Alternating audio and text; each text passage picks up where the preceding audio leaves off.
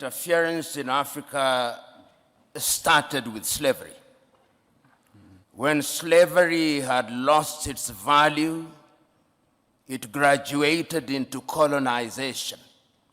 And that is the context in which Berlin must be seen, when the European powers sat in Berlin and divided the continent of Africa into spheres of influence.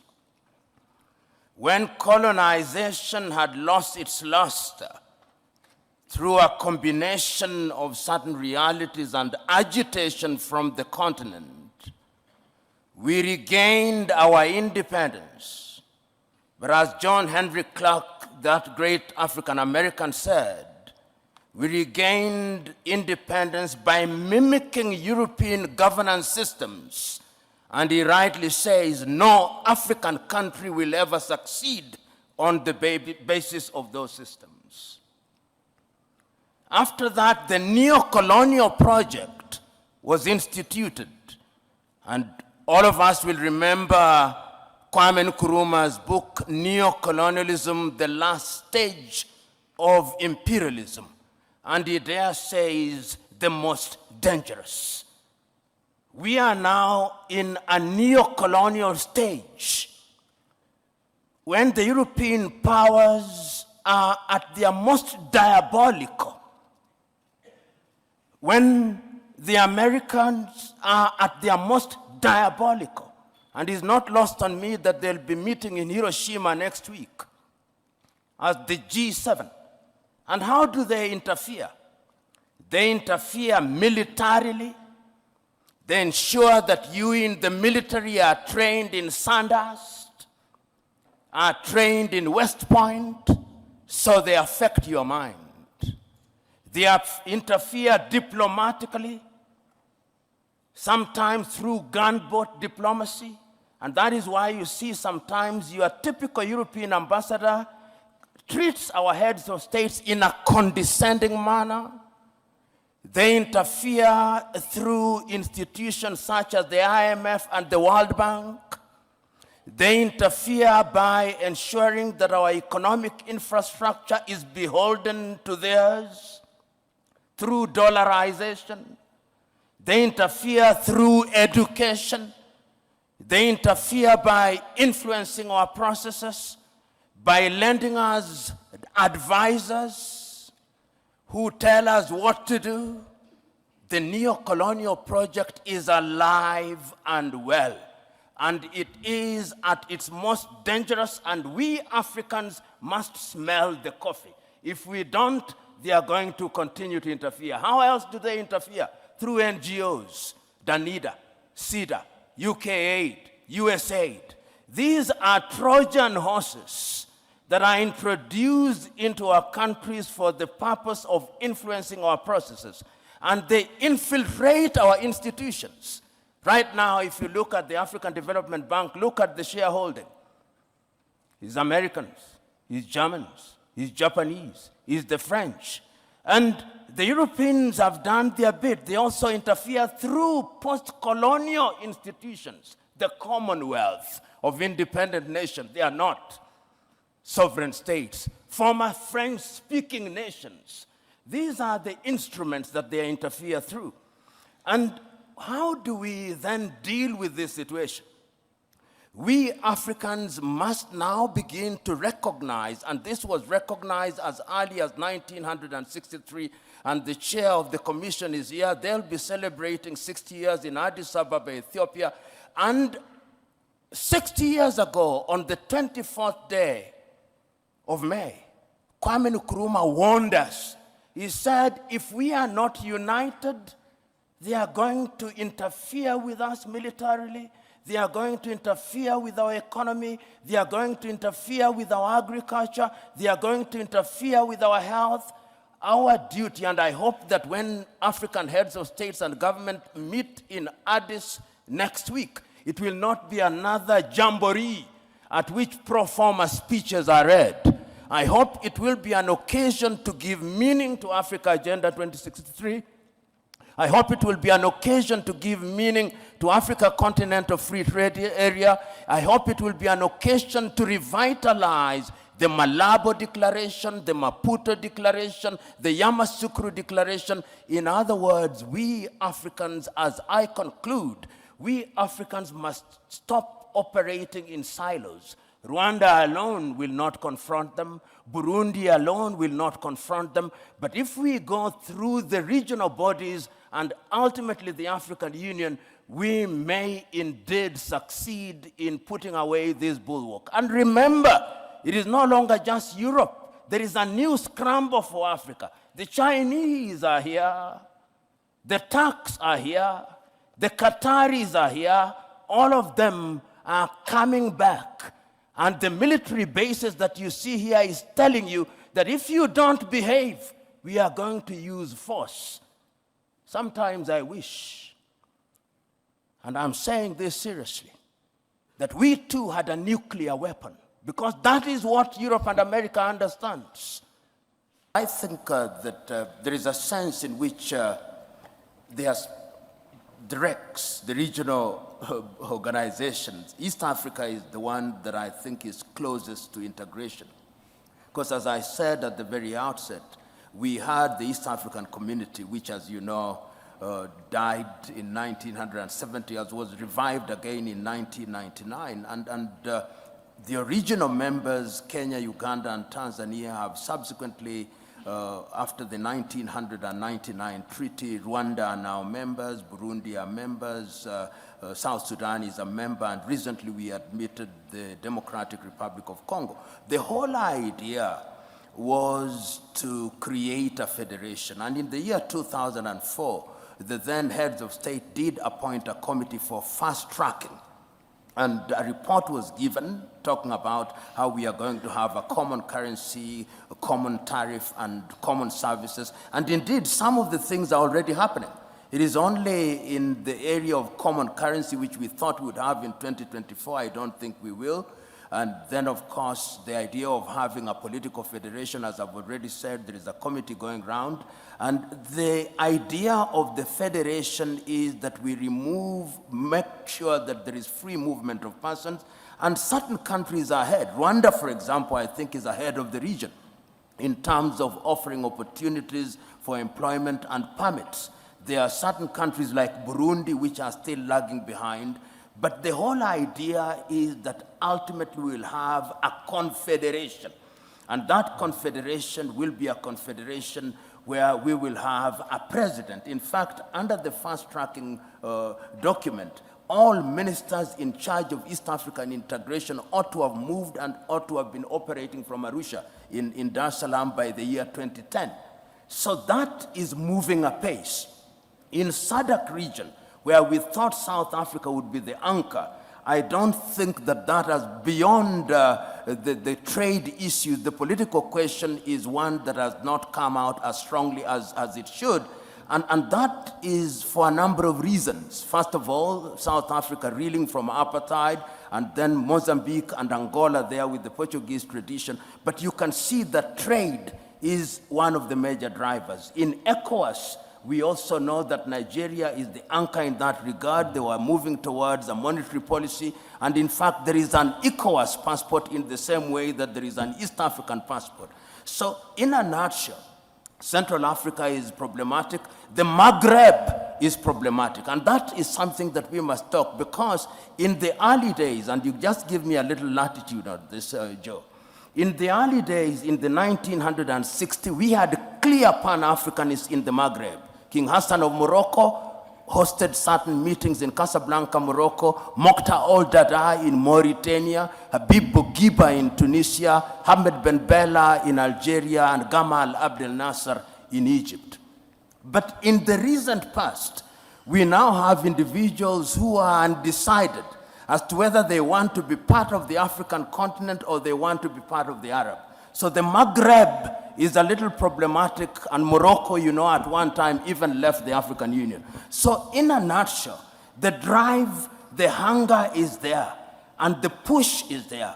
So personally, I'm not very worried. I think that what we ought to do is to plant this seed so that the fire keeps burning, because it is through this regional integration that we ultimately will have an African Union. And easier said than done, perhaps we are too optimistic, but is optimism not the mother's milk of progress? When we were students, we were taught history of Pan-African movements, so the education system actually told us about Africa. I now know in many African countries where history is not taught. So when you stop teaching history, then you begin to see that we do not even know what is happening. And I think that one of the things that we must do is to look at our curriculum in our respective institutions of higher learning. It is only in that way that we'll begin to plant the seed of Pan-Africanism, and it is only in that way that we will educate our young people. Indeed, I dare say that if Africa Agenda 2063 and all these initiatives are going to gain traction, it is the younger generation that must, in a manner of speaking, be indoctrinated. And I'm using the word indoctrinated very, very deliberately, so that they can identify with this struggle for Pan-Africanism. And I think that that is very important going forward, so that forums such as this, and you remember earlier, and then I stopped when I said that I hope the meeting on the next week in the Pan-African, in Addis Ababa, Ethiopia, will not be just pro forma. It will be a meeting at which the heads of states and the Council of Ministers raise critical issues with a clear plan of action, so that the Secretariat has things to cascade to the people for purposes of consumption, so that we can begin to see milestones as we move towards fulfilling the Pan-African dream. The continent of Africa has tried several times to define herself in order to confront and engage. In the area of trade, as early as 1980, under the Lagos Plan of Action, Africa took the view that in order to go forward, we must have a master plan of how we are going to have enhanced intra-African trade and intra-African engagement. Of course, the Lagos Plan of Action came a cropper, and in many ways, Africa Agenda 2063 is a rehash of the Lagos Plan of Action. In other words, Africa recognizes the need to define herself and to define her agenda. And I do not begrudge nations that define themselves and their agenda. Ronald Reagan once said it, and I agreed with him, that every nation does what is in her best interest. And I have no problem with that. The problem that we have is that at critical moments in African history, we have failed to seize the moment. You will remember in 1917 at the Champaran campaign, Mahatma Gandhi told Charlie Andrews, I do not want you to participate because at this point in time, the Indians must believe that they can do it themselves. In other words, there comes a time in the history of a nation when even friends of goodwill must be told, keep aside. We want to believe that we can do it, and your help must be surreptitious and subterranean if you are a person of goodwill. And the Champaran philosophy is what we must define for ourselves. In the year 2005, the former Prime Minister of Britain, Tony Blair, put together 17 individuals in what was then called Our Common Interest, the report on the African Commission.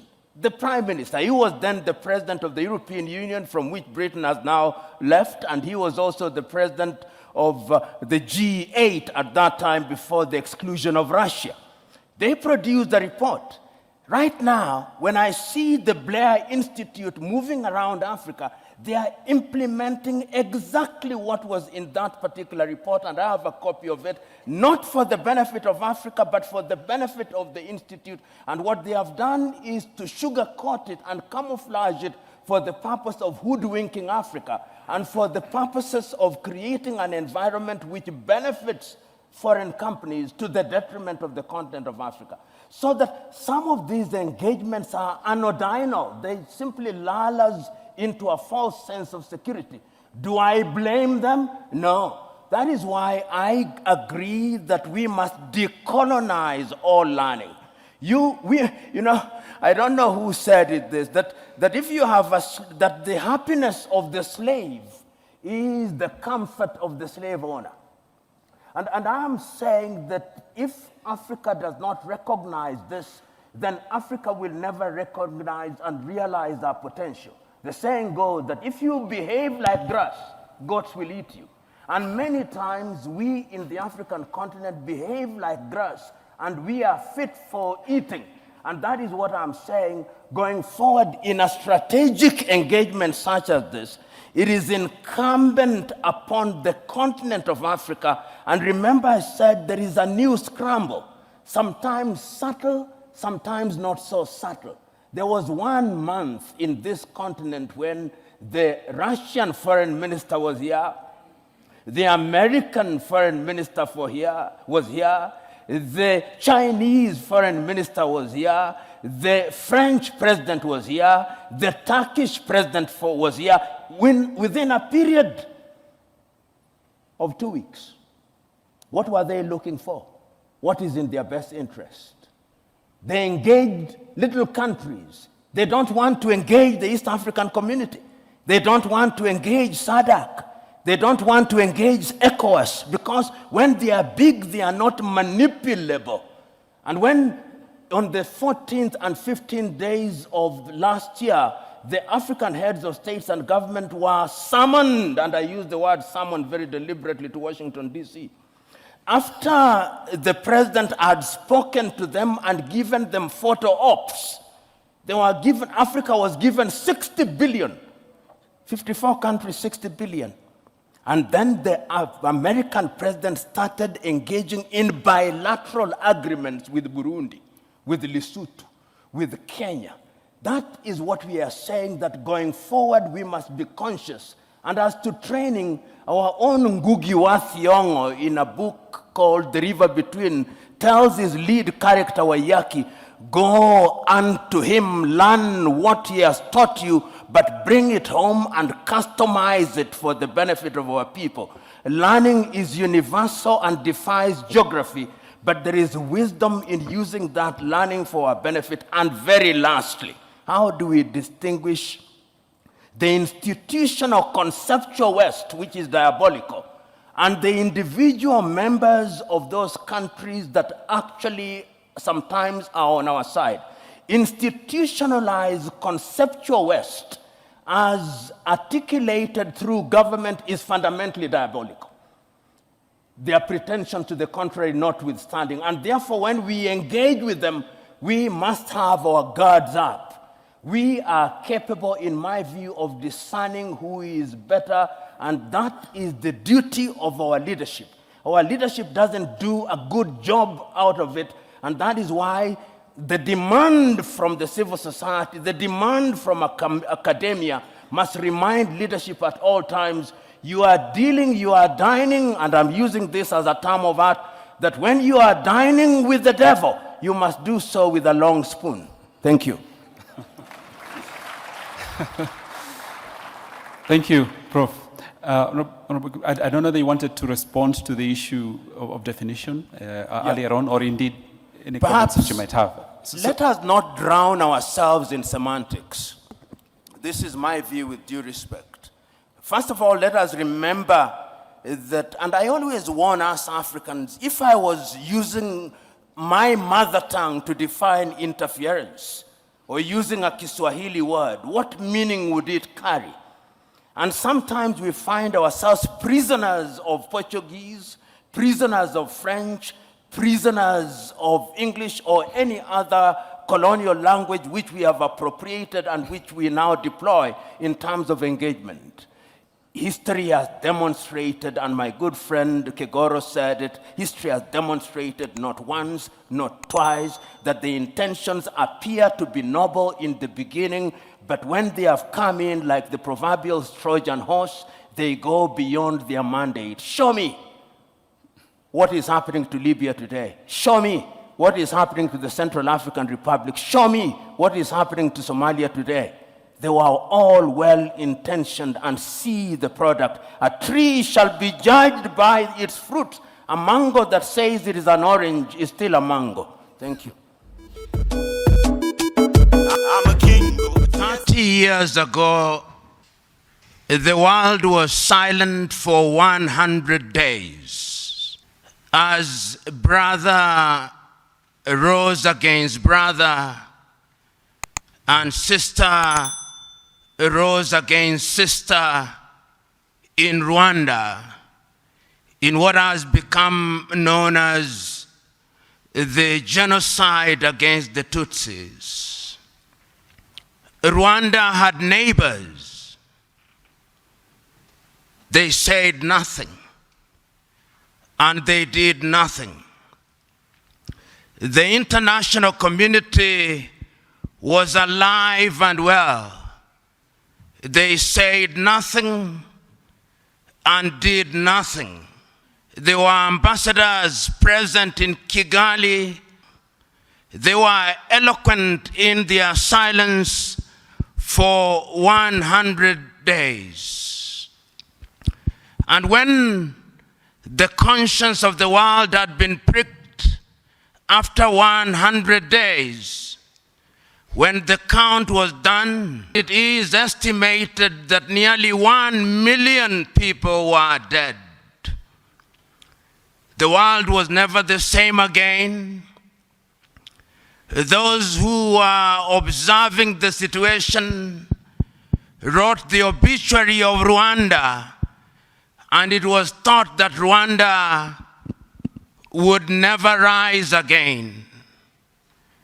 Today we gather here to commemorate those who lost their lives, those who are mentally scarred, and we are reminding ourselves of man's capacity to visit humanity to fellow man. But we are also gathered here to remind ourselves of man's capacity to do good. It is a paradox that we are capable of such evil and also capable of good. So today, we remember the events of 30 years ago to remind us that conventions, that declarations, that treaties in and of themselves do not change man. Because in 1994, when the pogrom was taking place against the Tutsi in Rwanda, the Genocide Convention was alive and well. The world had met in 1948 and said that we needed a convention to ensure that there was no genocide. But even in the presence of that convention, we still visited pain against fellow man. We as human beings must never forget that eternal vigilance is critical, that we may preserve dignity amongst men. Nobody needs to be told of the pain that hatred occasions to man. We must remind ourselves that if we are not eternally vigilant, then we are likely to repeat the things that harm us. We are here to remind ourselves that many times what we learn from history is that we learn nothing from history. Because if it were the case that we learned something from history, what happened 30 years ago would not have happened.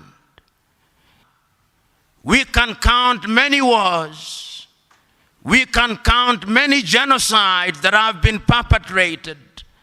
We can count the number of wars that are going on even as we speak.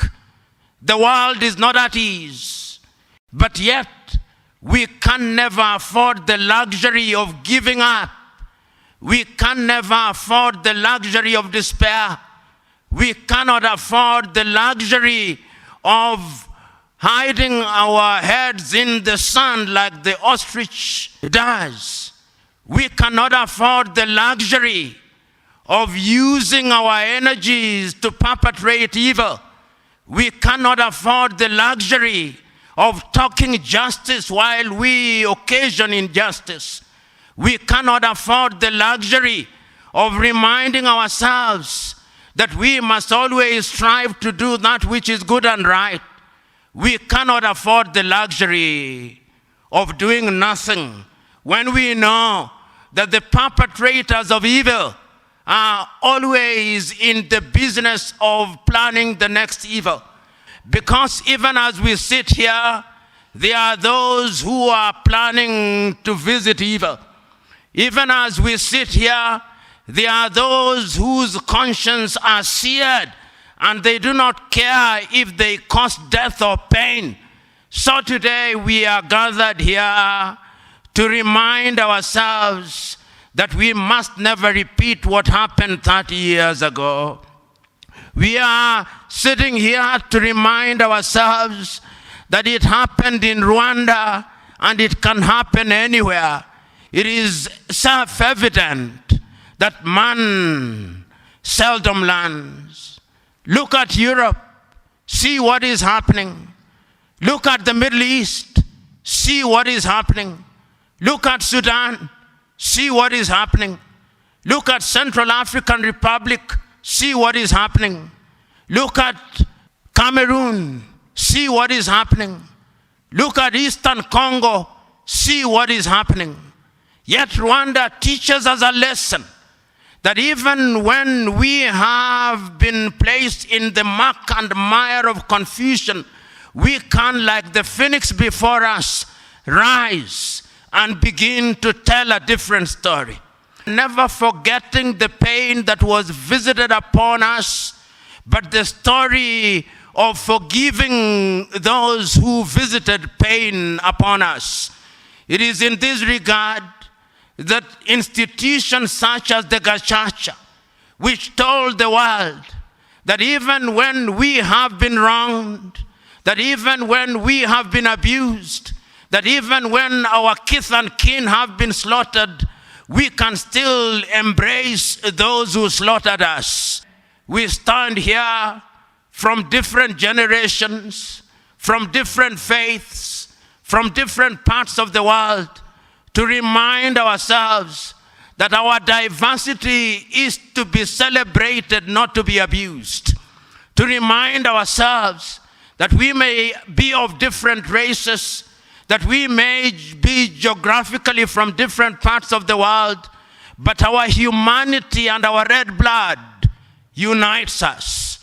So whether you are from Europe, from the Americas, from Africa, from the Caribbean, let us use the occasion of the Kwibuka to remind ourselves that it behooves us as human beings to always do good because it is good to do good.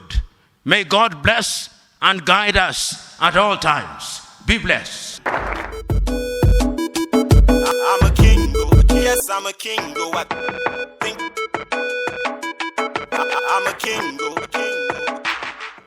As we are gathered here today, we must ask ourselves, and what is the state of our continent? What is the state of Pan-Africanism? I remember so very vividly in this land, in this South Africa, in this land where one of the greatest crimes ever committed by man was unleashed, the crime of apartheid. In this land, there came men who in their misguided view took the view that the black man was the child of a lesser God. They introduced one of the most egregious crimes ever known to man. They committed crimes of man's inhumanity to man. For many years, this land suffered under the yoke of apartheid. But you are not alone. Before that, the African was subjected to slavery. Our kith and kin were taken away into different parts of the world. They were taken away to Europe. They built Europe. They were taken away to the United States of America. They built the United States of America. They were taken away to the Caribbean. They built the Caribbean. Then after slavery had lost its lust and attraction, they pretended to ban slavery. But it came again in a different form. And sitting in Berlin in 1884 and 1885, those same diabolical peoples divided our continent into little pieces. They came here. The Dutch were here. They went to what is now Namibia. The Germans were here. They went to Angola and Mozambique and Guinea-Bissau and Cabo Verde. The Portuguese were here. They came to Nyasaland. They came to what was then Rhodesia and Zambia. And they went to Kenya and Uganda and Ghana and Nigeria and Sierra Leone and Gambia. The British were here. Then the French also came. They were here. They went to Dahomey, now Benin, to Togo, to Cameroon, to Cote d'Ivoire, to Senegal, to Mauritania, to Algeria. The French were here. The Italians were here. They came to Somalia. They went to Libya. They were here. The Belgians were here. They went to Congo. The Spanish were here. They went to Sao Tome and Principe. They were here. The Belgians, of course, and the Germans went to Rwanda and Urundi. They were here. All of them were here. And what they did was to remind us, if we needed reminding at all, that they were here to stay. They abused us. We fought against them wherever they were. The Mau Mau fought them in Kenya. They fought them in Tanganyika. They fought them in Ghana. And we defeated them and we started regaining our independence. I can still hear those immortal words of the Osagyefo Kwame Nkrumah on the 6th day of March 1957 in Accra, Ghana, telling his Ghanaian peoples that the independence of Ghana means nothing if the rest of Africa is not independent. I can hear the Osagyefo Kwame Nkrumah convening a meeting in 1958 and telling Africans we must unite now, because if we don't unite, we will be manipulated. Nobody listened to the Osagyefo. I can hear the Osagyefo once again in 1916, Casablanca, Morocco, accompanied as he was by King Idris of Libya on that day. In their presence was Ahmed Sékou Touré of Guinea. In their presence was King Hassan of Morocco, reminding Africa once again that we must unite. But they listened to him not. I can hear the Osagyefo again on the 24th day of May 1963 in Addis Ababa, Ethiopia, telling the 32 heads of states gathered in Addis Ababa, we must unite now. We must have one army. We must have one currency. We must have one foreign policy. We must be united. And I can hear the Osagyefo saying, I do not want to be the leader of that country. I simply want unity. And I'm saying that we must live here with one united government. They listen not to the Osagyefo. And you know, they did not stop there, because their diabolical and subterranean hands were alive then. No sooner had we regained political independence, as we were celebrating our new national anthems, as we were celebrating our new flags, as we were celebrating our new mottos and slogans, the neo-colonizer was alive and well.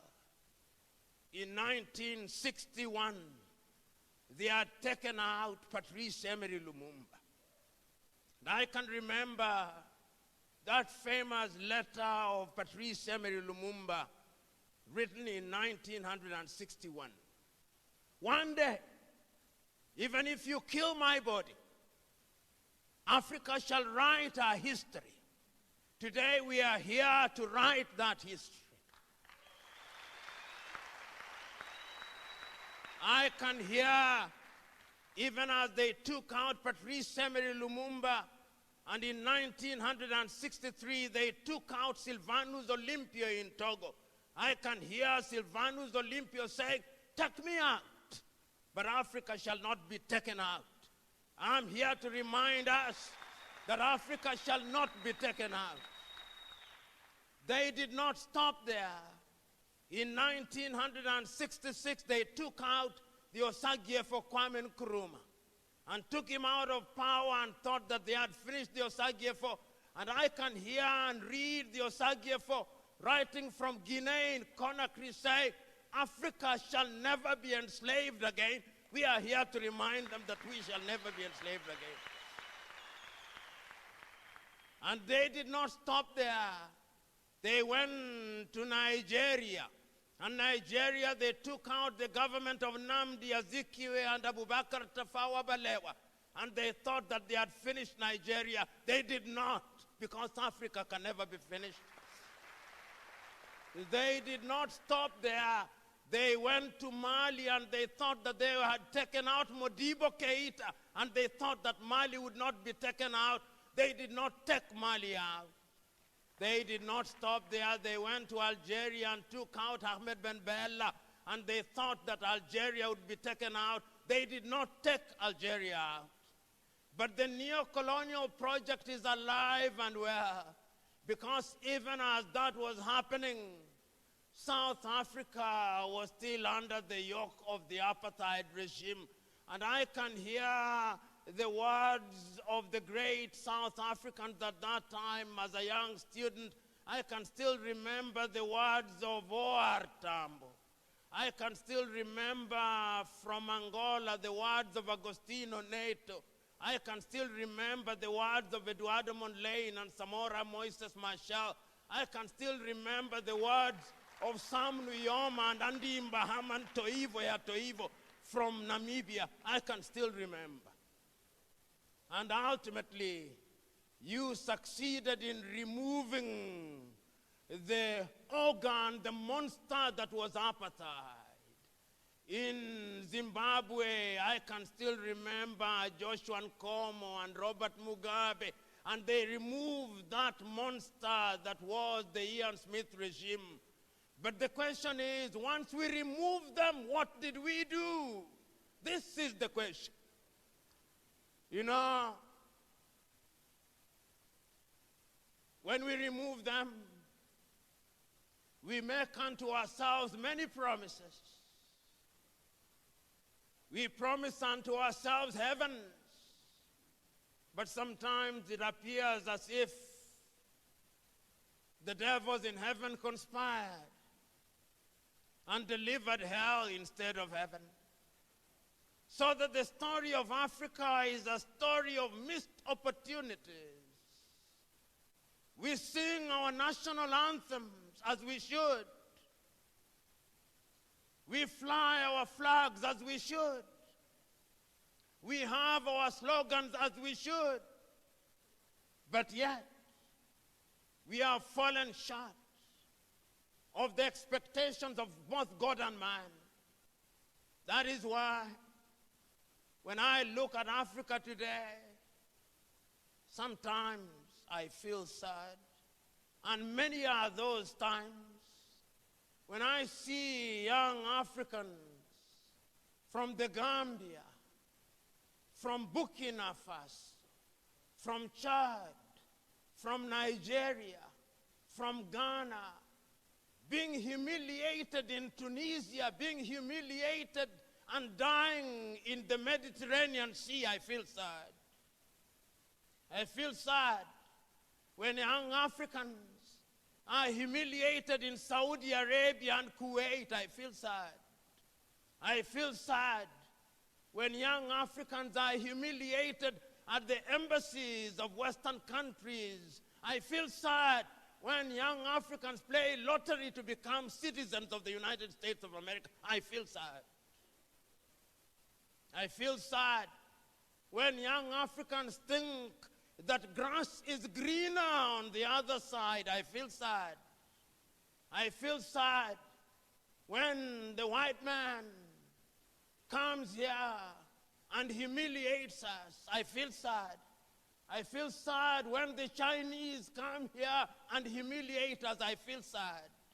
I know not whether you feel sad with me, but I'm inviting you to feel sad with me. I feel sad when our continent is abused by other civilizations. I feel sad. But for how long shall we merely feel sad? For how long shall we lament? For how long shall we mourn? For how long shall we agonize? For how long? This is why I understand the economic freedom fighters. This is why I'm here with you to celebrate your 10th anniversary. This is why I think you are doing the right thing. Because 10 years ago you made the correct diagnosis. You made the correct diagnosis. You discovered that they gave us the crown without the jewels. You discover that they gave us an empty vessel. You discovered that political freedom in and of itself is empty. You discovered that you cannot, in the words of Martin Luther King Jr., ask a person with no legs and no boots to lift himself or herself by the bootstraps. You recognize that. You discovered that we must rediscover ourselves, that we must re-educate ourselves. You discovered and gave meaning to those famous words of the great Nigerian singer, Femi Anikula Pokuti, when he said, "Teacher, don't teach me nonsense because we have been taught nonsense for too long." You discovered and said it as he did, Carter G. Woodson in 1933, that we had been miseducated for too long and that we ought to re-educate ourselves. You discovered with my countryman Ngugi wa Thiong'o that we must decolonize our minds.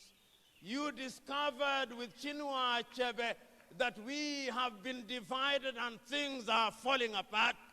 That is why you are here today.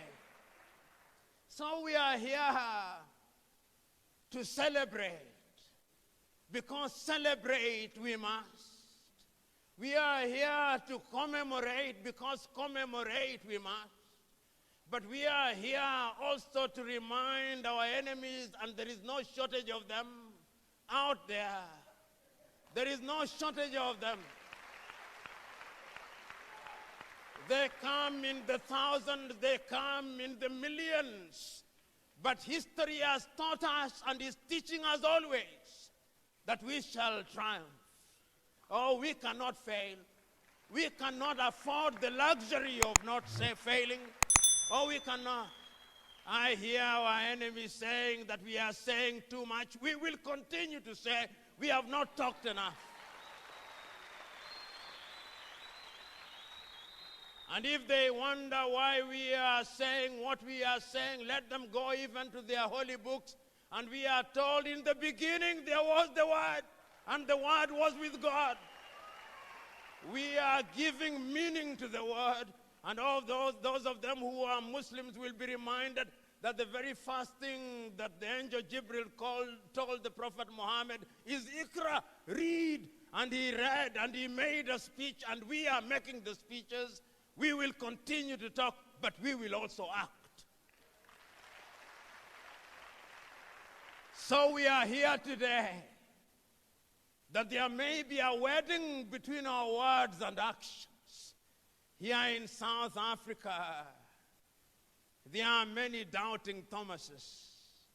Oh, but they are reducing by the number. They are reducing because when they watch the EFF in the National Assembly of South Africa, they are reducing by the number. They are reducing by the number because when they watch the EFF, they do not only see courage, they see passion, and they fear courage and passion. But we must instill fear in them, because it is only when they are fearful that they will begin to give way. And when they begin to give way, then we will begin to conquer new territory, because new territory we must conquer. You know, this continent, you know, this South Africa, which has given birth to the EFF, is the anchor of the continent of Africa. This South Africa is the southernmost tip of the continent of Africa. This South Africa is the fulcrum of Africa. This South Africa will be the place that will give good hope to the continent of Africa. This South Africa of EFF is the one that is going to economically regenerate Africa. I remember in 1980, Africans sat in Lagos, Nigeria, and they came up with the Lagos Plan of Action and said, under the Lagos Plan of Action, that Africa was going to economically regenerate herself. I remember them saying that Africa will trade with herself, that Africa will buy our own gold, that Africa will trade with our own cocoa, that Africa will produce our wine, that Africa will produce and consume our uranium. The Lagos Plan of Action did not succeed. But is it not true that failure or apparent failure is the mother of success? If it is true, we did not give up. Because I remember in 1997, on the 6th day of March, to be exact, that great Tanzanian Mwalimu Julius Kambarage Nyerere, speaking in Accra, Ghana, on the occasion of the 40th anniversary of the independence of Ghana, said, I remember, he said, that a few years ago, we doubted Kwame Nkrumah when he talked about unity. We must now apologize to Kwame. He was right, we were wrong. But we have now recognized the mistakes that we made. We will meet many challenges, but of all the sins that we can commit, there is a single sin that we must never commit: the sin of despair, the sin of giving up. EFF, is the representation of our failure, refusal to give up. You know, on that day, Mwalimu said, every generation has a role to play. My generation is the generation that led the struggle for independence. Your generation must now fight a different battle, the battle of economic emancipation. And that is the battle that we are here to fight. And I remember once again, this land is in the business of producing good men and women. In the year 2013, you produced yet another woman, Nkosazana Dlamini Zuma. And you gave her the task of being the chair of the African Union, and she wrote a letter to the Osagyefo Kwame Nkrumah. Said, Osagyefo, we ask for your forgiveness, and that is how we came up with Africa Agenda 2063 and the Africa Continental Free Trade Area. Under those documents, we are promising ourselves that Africa shall be economically emancipated, because we cannot allow ourselves to be under the tutelage of the International Monetary Fund. We cannot, and we must not. We must not allow ourselves to be slaves of the World Bank. We must not. We must not allow ourselves to be told who our friends are and who our enemies are and what we should and should not do. We cannot be the tail that is wagged by the dog all the time. The time has come that we must do the things that are in our best interest, and that will only happen when we are economically emancipated.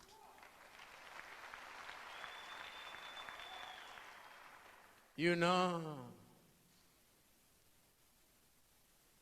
they say that he or she who pays the piper calls the tune. For too long, we have not paid the piper. We must now pay our piper that we may call the tune. EFF, you are now telling us how to pay the piper. You are now telling us that going forward, we must now economically emancipate ourselves. We cannot be a continent whose greatest claim to fame is that we are in the business of borrowing. We have borrowed for too long. We've been abused for too long. And the time, therefore, is now for this spirit of the EFF to spread. 10 years ago, when my good friend Julius Selo Malem and his comrades in arms sat somewhere here in South Africa, and the revelation was given unto them that the last colonial question was economic emancipation. It was a revelation. And they said that we must have economic freedom in our lifetime.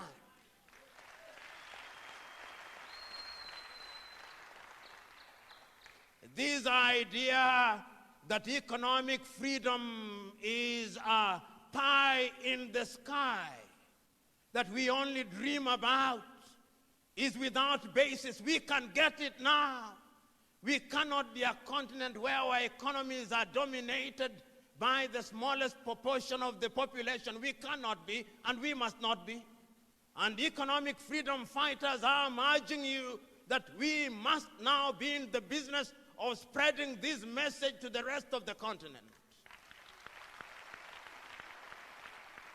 I'm now urging you, my good friend Juju. I'm now urging you and your comrades in arms. This spirit must now spread. This spirit must have a foothold in Johannesburg, it must. Or it must have a foothold in Maseru, in Lesotho, it must. Or it must climb up to Mbambane in Eswatini. Or it must go to Maputo in Mozambique. Or it must go to Windhoek in Namibia. Oh, it must climb up to Lilongwe in Malawi. It must go to Lusaka in Zambia. It must go to Luanda in Angola. It must go to Kampala in Uganda. It must go to Hargeisa in Somaliland. Oh, it must not stop there. It must go to Nairobi in Kenya. It must go to Dodoma in Tanzania. No, it must not stop there. It must go to Kinshasa. Oh, it must go to Bangui. Oh, it must go to Lomé. It must go to Cotonou. Oh, it must not stop there. It must go to Juba and to Addis Ababa and to Asmara and to Sudan in Khartoum. It must go to Cairo. Oh, it must not stop there. It must go to Tunis in Tunisia. Oh, it must go to N'Djamena. It must go to Ouagadougou. It must go to Nouakchott. It must go to Accra. Oh, it must go to Monrovia. Oh, it must go to Rabat. Oh, it must go to Algiers. It must go to Monrovia. It must go everywhere in Africa. This spirit must go there. It is only when that spirit is present in every part of Africa that we shall shake Africa. When it is there, we shall no longer have visas in Africa. No, we shall not. Oh, when it is there, we shall no longer have the rand. Oh, no. We shall no longer have all these currencies. There shall only be one currency, and we shall be economically liberated. Oh, it shall happen, and it must happen. Because if it doesn't happen, we will not allow it to happen. Sometimes there are those who think it cannot happen. Oh, but they are mistaken. They are mistaken because I remember those words of the great Ghanaian James Emmons Kwejiragri. And I remember the little story that he used to tell, the story of the chicken and the story of the eagle. And Kwejiragri used to tell us that there was a chicken farmer, and that this chicken farmer had chicken, and that one day some of the chicks wandered into the wilderness, and when they came back, there was amongst them the chick of an eagle, and he fed them on chicken feed for a long time. And one day a naturalist came and saw the eaglet and said, "This is an eagle amongst chicken." And the farmer said, "Yes, it is an eaglet, but we have fed it on chicken feed for too long. It is no longer an eagle." And the farmer said, "No," or the naturalist said, "No, once an eagle, always an eagle." And he tried to put it on the palm of his hand, and it refused to fly. And the poultry farmer said, "I told you, it was once an eagle. We have fed it on chicken feed for a long time. It has lost its eaglehood. It has acquired chickenhood." The naturalist came back and said, "Let me try again." And he put it on the palm of his hand, and it flew away. And he turned to the farmer and said, "I told you, once an eagle, even if you feed it on chicken feed, it will remain an eagle." Oh, they thought that they had fed it on chicken feed. We are eagles, and we shall fly, and we shall soar, and we shall be economically liberated. And when we are economically liberated, we shall be equal with everybody in the world, if not better. And we must be. And you who are in the economic freedom fighters movement now, I am telling you, those of you who are from different parts of South Africa, go out there. Because if indeed there is a spirit, is the spirit of economic liberation. Let that spirit now descend. Let us be possessed with that spirit. Let us go out into the world and tell all the doubting Thomases that it shall never be the same again. That it shall never be the same again. Because from here and now, we are taking a solemn vow that from this generation and generations yet to be born, we shall liberate Africa by ensuring that the chains of economic colonization are removed. And you in the EFF, you the fighters, you the commissars, you the commander-in-chief, go out there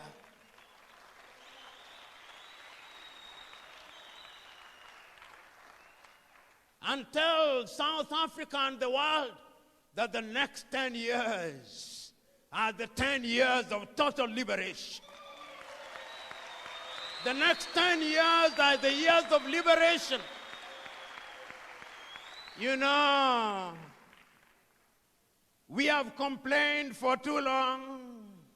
We are not going to complain anymore. We have agonized for too long. We are not going to agonize anymore. We have moralized for too long. We are not going to moralize anymore. We have philosophized for too long. We are not going to philosophize anymore. We have intellectualized for too long. We are not going to intellectualize anymore. We are going to act. And that is why we are going to give meaning to those famous words, Amandla, Ngawetu, Amandla, Ngawetu, Maibuye, Iafrika, Maibuye, Iafrika. I'm a king, yes, I'm a king. I'm a king. When we talk the way we do, we are not blaming anybody. The impact of European and American and Russian and Chinese interference is a raw wound. It is not something that is in the past. It is something that is happening as we speak. And therefore, when we speak to it, we are speaking to it to warn ourselves of the reality. When we speak about the Danidas and the NGOs, these are bodies whose raison d'etre is to ensure that we remain in a perpetual state of begging. That is what we are doing to warn ourselves. And we are not for 1 minute saying that we will shut ourselves out from the rest of the world. What we are saying is that we must define how we engage with the whole world.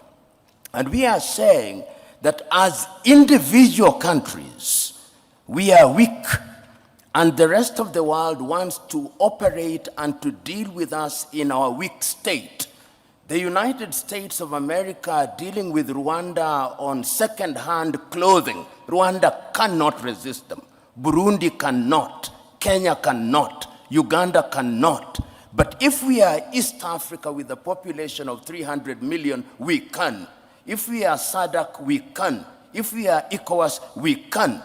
So this is what we are saying. And we are saying further that going forward, we must also recognize our internal weaknesses. And what is our weaknesses? Chinua Achebe said it very well.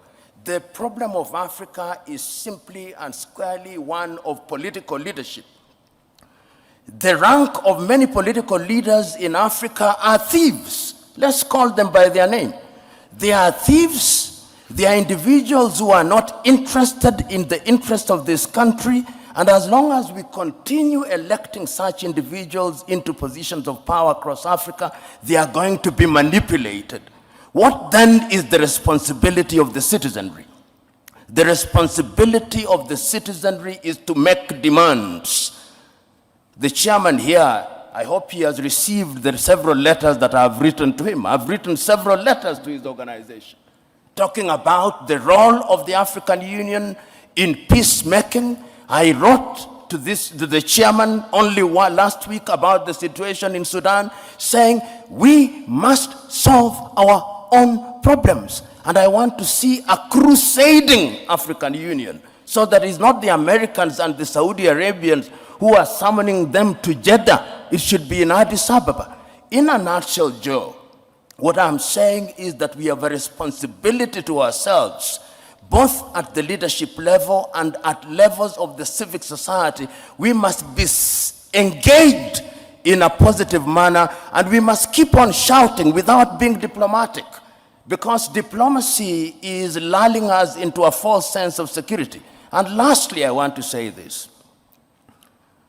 When foreign powers come, we must always be reminded of these goodies that they bring to us. It used to be said of the Trojan War that even when the Greeks bear a gift, they do not mean well.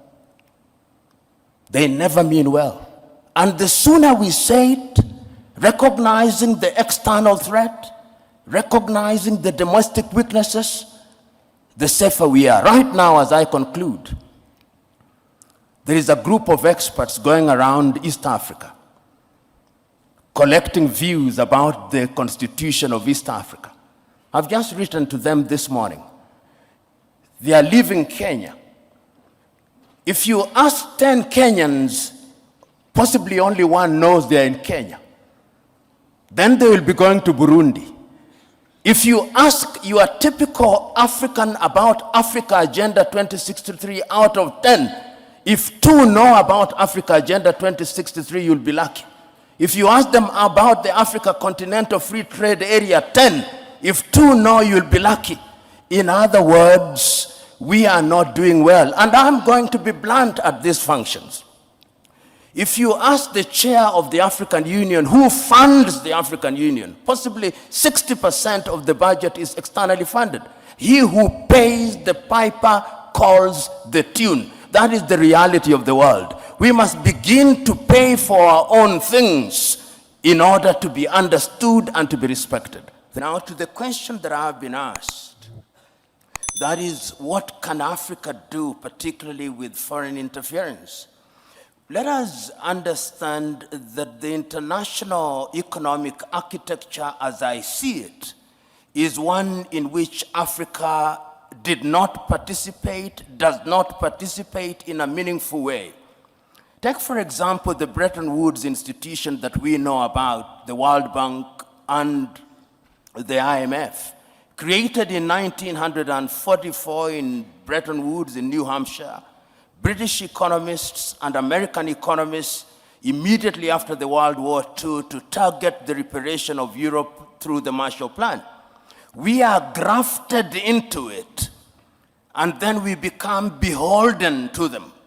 So that when you hear IMF is in your country, you ought to be very worried, because the prescriptions is one size fits all. And if you doubt me, you will remember the prescriptions of the IMF during the structural adjustment in 1980s. Not a single country came out of it in a proper shape. We are not involved in that architecture. Remember also the WTO. The very first meeting of the United Nations in 1945 in San Francisco had a component of the WTO. The WTO, as we know it today, is also constructed in a manner that does not benefit us. The idea is that Africa continues to remain a producer of primary goods, and we continue to consume goods that have value addition. How then has Africa tried to react to this? There have been several initiatives. The very early initiatives were not even constructed by Africa. If you remember the African Pacific, Caribbean Pacific, the Lomé Convention, and the Cotonou Declaration, these were initiatives which were influenced from outside. It is after the failure of the Lomé Convention that Africa now said, we want to have our own, hence the Lagos Plan of Action of 1980, because Africa recognized trade within Europe is at almost 60%. Trade within North America is at anything 57%. Trade within Asia is at 50%. Trade within Latin America is at 40%. Trade within Africa, 15%. But the Lagos Plan of Action did not realize the dreams that we set for ourselves. So Africa has always identified the solution to our problems. In fact, and the president of the commission, or the chairman commission, will agree with me, if you listen to Kwame Nkrumah when he spoke on 24th day of May, 1963, he said, the only way in which we are going to ensure that we survive in this hostile world is to have one government. Perhaps some said he was naive, he was too idealistic, but he could see it. He could see that the smaller we are, the weaker we are in all aspects. He said, even one army, even one foreign policy, he said. And people thought he was naive. In 2013, when we came up with Africa Agenda 2063, and I invite you to read the letter written by Nkosazana and Dlamini Zuma, from whom the president took over. She is apologizing to Kwame Nkrumah. She's saying, we wish we listened to you. So what are we doing as Africa in terms of trying to deal with this foreign interference? Having recognized these, first of all, under the REX, the East African community, you remember there was the Committee of Fast Tracking of the East African Community and East African Confederation. The first president of East Africa ought to have been sworn in 2010. It did not happen. As I'm talking to you, there is now a body that is moving around trying to create a constitution for the East African Confederation, which is a realization that if we want to interfere, if we want to stop foreign interference and we want to engage constructively, we must have a big market, and that market will be the East African market. Hence, Kenya, Uganda, Tanzania, Rwanda, Burundi, South Sudan, and now the Democratic Republic of Congo, and the Somalis are coming in, and I'm told the Ethiopians are also contemplating. And not only in East Africa, in ECOWAS, there was even an attempt to create a currency called the ECO, which was torpedoed, as you know, by the French. And in SADC, these are ways and means of immunizing ourselves against the machinations of not only Europe, but China. China is increasingly coming into the continent. Russia is increasingly coming into the continent. Turkey is increasingly coming into the continent. Qatar is increasingly coming into the continent. The Emiratis are coming into the continent. So we are seeing all these things happening. But beyond the REX, there is also the African Union. If you read Africa Agenda 2063 and the 7 aspirations, they are designed specifically to ensure that we form a bulwark against these foreign interference. And let me correct myself if I was misunderstood. They are small nations. Let's not delude ourselves. The theory of sovereignty of nations is a fiction. Right now, we will have meeting of the G7. Why? Because they are bigger economies and we are not there. Then we'll have the G20, which are slightly bigger. Then they are the smaller nations, and they met recently in Brussels.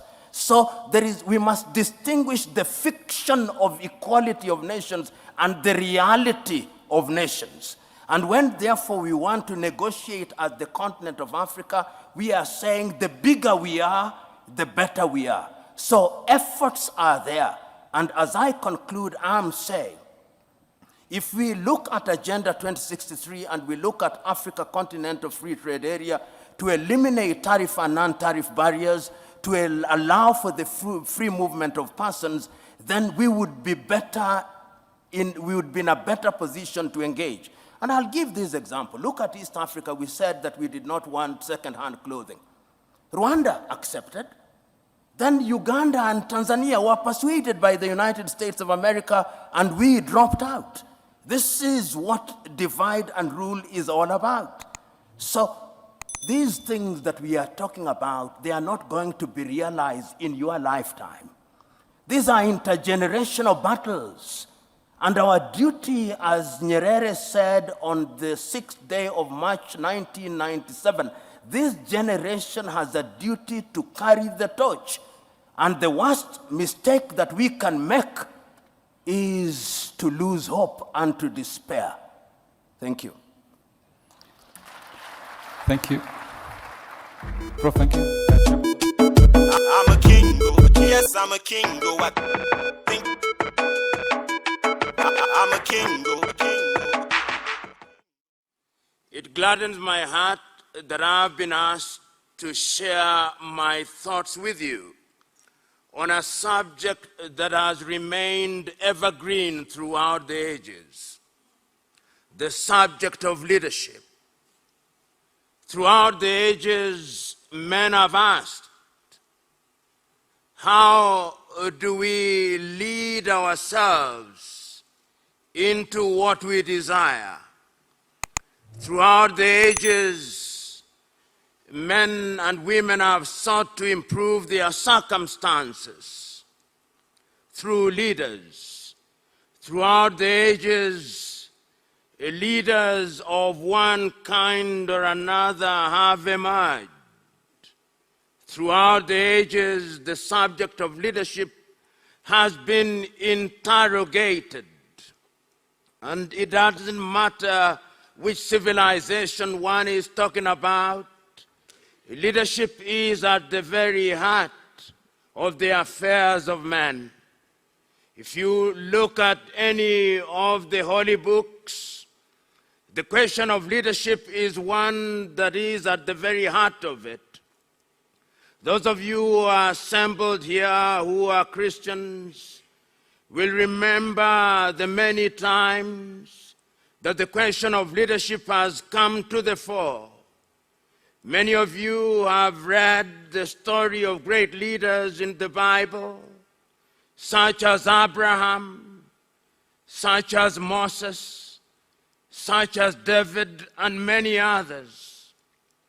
Those of you who are familiar with other civilizations will also recognize that leadership has preoccupied the minds of men. Indeed, within the continent of Africa, despite the difficulties that we have had to go through, leadership has always been at the back of our mind. And one can go into history. One can go into the history of Africa before she was colonized. And one will remember, whether you are talking about the Zulu of South Africa, or you are talking about the Ovambo and the Ovimbundu of Angola, or the Akan of Ghana, or the Yoruba of Nigeria, that the question of leadership has remained alive and well. Even when other civilizations crossed seas and oceans to come to this continent, and they enslaved us, there were leaders who rose. They may have been overwhelmed. Our kith and kin may have been taken from the shores of the continent of Africa into other parts of the world, but we never stopped leading. And when slavery lost its luster, and other civilizations once again sat in Berlin in 1884 and 1885 and divided our continent into what we now call the 55 countries of Africa, our leaders were never, ever lost. The leaders were there, and they were clear in their mind that one day we would regain our independence. And I remember so very vividly that even as those other civilizations abused and denigrated the African peoples, Africans never slept through the revolution. They were alive and well and clear that the freedom that had been taken away from them would be regained. I remember so very vividly, courtesy of history, when Africans in the far lands in the Caribbean were thinking about how they would come back to the mother continent to regain their dignity. I can remember the works of great Africans such as Marcus Garvey. I can remember the great works of Africans such as Williams. I can remember the great works of your own South African Pixley Kaisa Kaseme as early as 1906, saying, "We shall regenerate Africa." I can remember I can remember the voices of great Africans in those early days. I can still hear, even as I stand here, the great words of Ghana's Kwame Nkrumah say, "We shall write our own history." I can remember the words of Patrice Emery Lumumba saying, "We shall regain our independence." I can remember the conviction of Nelson Rolihlahla Mandela. I can remember the words of Robert Mangaliso Sobukwe, reminding us that there is only one race, the human race. I can remember.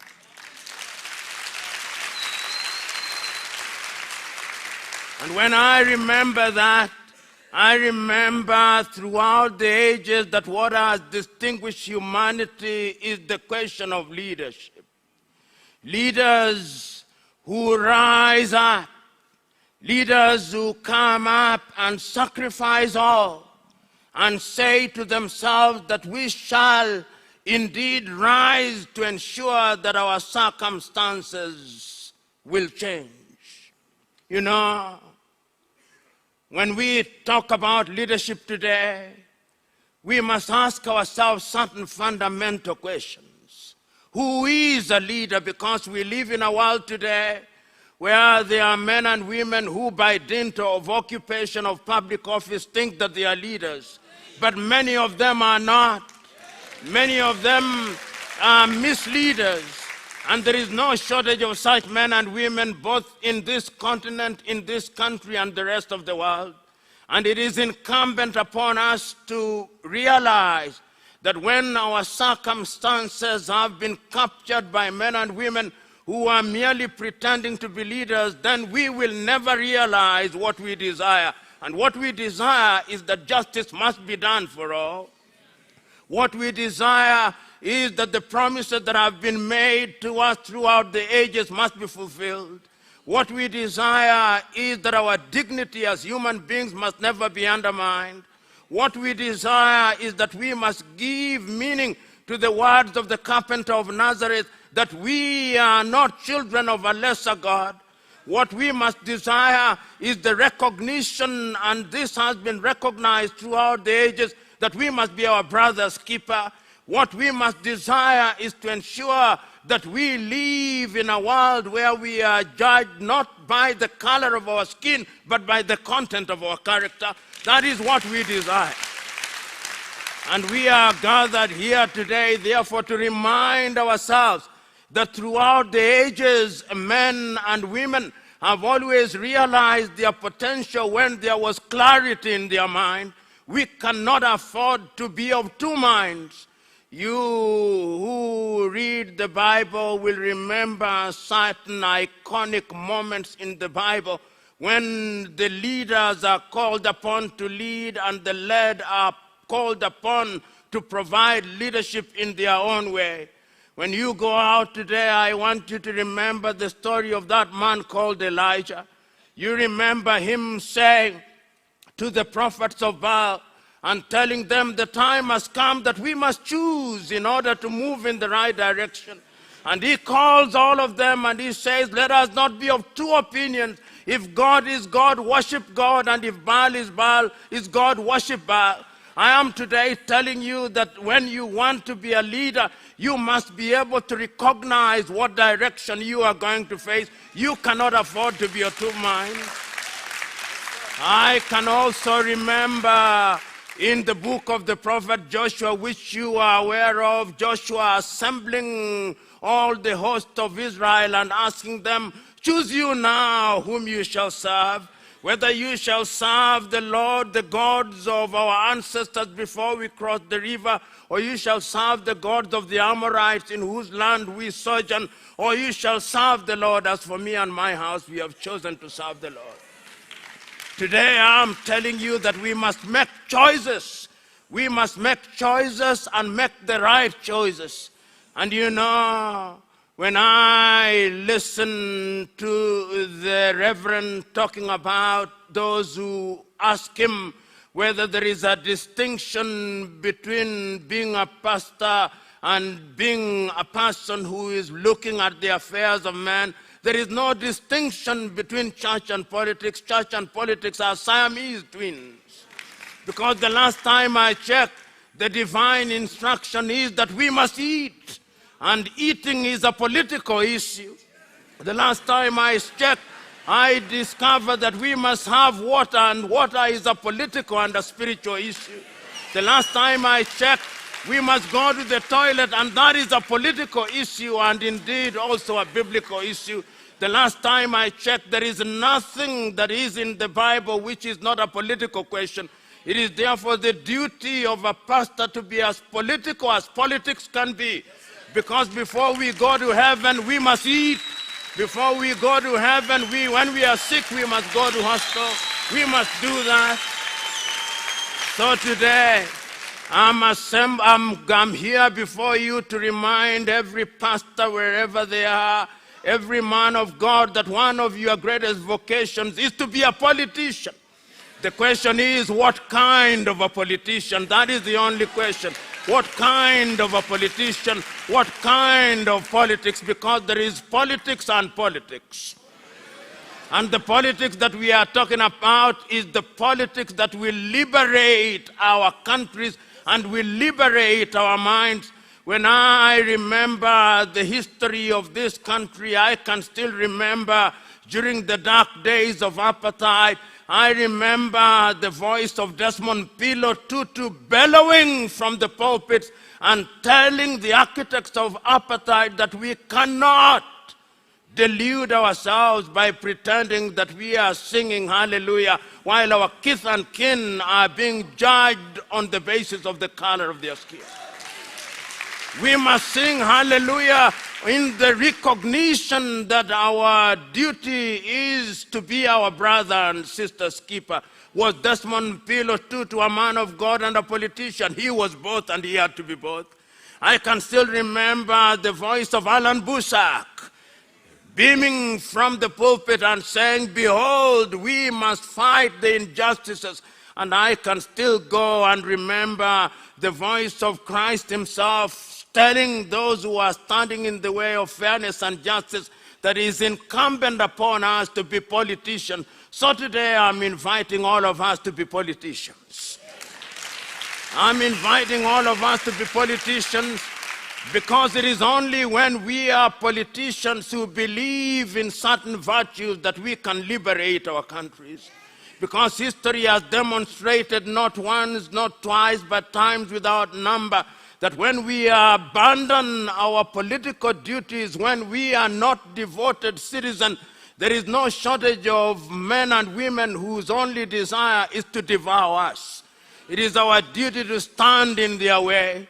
It is our duty to deny them the oxygen that they need to survive. It is our duty to tell them unequivocally that we shall not allow you to run roughshod over us. It is our duty to remind them that you cannot normalize the absurd. It is our duty to remind them that they cannot be greedy to our detriment. It is our duty to remind them that we cannot allow ourselves to be led by men and women whose only claim to fame is that they are greedy beyond measure. It is our duty to remind them that we have a duty to make this world a good world for everybody else. It is our duty to remind them that whenever we have fought slavery, whenever we have fought colonization, whenever we fight neo-colonization, whenever we have fought apartheid, we wanted our lives to be lived in a manner that was dignified. We must remind them. So today, we are here to remind ourselves that we must be leaders of ourselves, because we have learned over the years that is only when you lead yourself, when you cleanse yourself, that you can be a good leader. You know, sometimes, and many are those times, when I read the story in the Bible and I read about Jesus of Nazareth, and I wrap my mind about his humility, and I hear him many times saying that he did not come to be served, but he came to serve. Then I look at our leaders who, when they are seeking to serve us, and it's not only in South Africa, it is almost everywhere in the Bible, when they are seeking our support, they are humility personified. They kiss babies. They go to the shebeen. They drink from dirty cups. They walk on foot. They smile with us. They take photos with everybody. They discard their security. They are humility personified. They speak the language that we want to hear. They do the things that they think we want to see them do. They delude us. They cheat us. And somehow we accept that they are leaders. But immediately they get what they want. Oh, they have a reverse Pauline conversion. If they were Paul, they go back to being souls.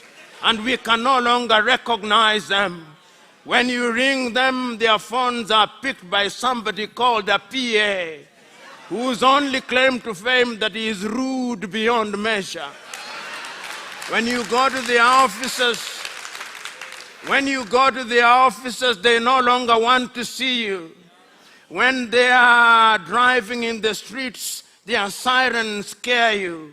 While I suspect that those who discovered the siren meant that it should be used for good purposes, for them it is a badge of honor, and they harass us in the streets. They acquire things which they have not worked for. They want to be described as honorable even when they are horrible. These are the men that we have. And there is no shortage of such men and women in the African continent. They promise us things that they know they will never deliver, and we believe them. I am today telling us that a devoted citizen must have eyes that can see such individuals. Because who is a devoted citizen? A devoted citizen is a citizen who is aware of his or her circumstances. A devoted citizen is a citizen who is going to sacrifice for the sake of this generation and generations yet to be born. This country has had devoted citizens. Nelson Mandela was such a devoted citizen. Robert Mangaliso Sobukwe was such a devoted citizen. Chris Hani was such a devoted citizen. And I know that there are many others who are devoted citizens. Winnie Madikizela Mandela was such a devoted citizen. Albertina Sisulu was such a devoted citizen. And many Tirongopose was such a devoted citizen. There has been no shortage of devoted citizens in this country, both known and unknown. And that is why this country is iconic. I remember when I talk about devoted citizen, when I was a young graduate, when I was a young high school student, even when I was a primary school student, I remember history teaching me about the Sharpeville massacre, when men and women came out and they feared nothing and they were prepared to die, and some of them died that you may live. I remember in 1976, young primary school children dying that you may live. I remember many great South Africans spending their time in jail, suffering that you may live. The question now, are you devoted citizens?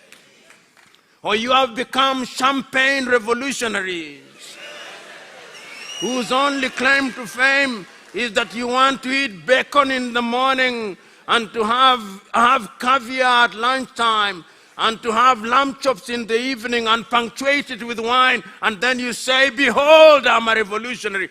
That is not revolution. Revolution is about recognizing what must be done, and that it must be done with devotion, and it must be done consistently, and it must be done in a manner that is going to save the continent of Africa. That is what we are talking about. That is how I understand it, and I I am of the view that this country and this continent must do it. Today, many times when I think about my continent, this continent of Africa, this mother continent, this continent that is the cradle of human civilization, this continent that has known abuse by the slavers, this continent that has been colonized, this continent that has known neo-colonization, this continent that has known apartheid, this continent that is the home of all minerals known to man, this continent that is the home of rivers that produce waters, this continent that has over 1.4 billion, this continent which is great in prospect, but this continent which is at the lower rungs of the ladder, this continent, I think of her, where are our leaders? How can it be that in the 1940s we fought that we may drive out the colonizer, and the colonizer is coming back again? How can it be? How can it be that 60 years ago we regained our independence and our young men and women are now fighting to go to the land of the colonizers? How can it be? How can it be that 28 years ago you slew the giant that was apartheid, but there is still apartheid of an economic kind? How can it be? How can it be? And how can it be that we are comfortable in that environment? How can it be? It cannot be right. How can we claim that we are devoted citizens when those realities confront us on a daily basis? How can it be? I hear cries across the continent of Africa. I hear cries from Dakar in Senegal. They are asking, how can it be that we cannot feed ourselves? They are asking in Dakar. They are asking in the Gambia, how can it be?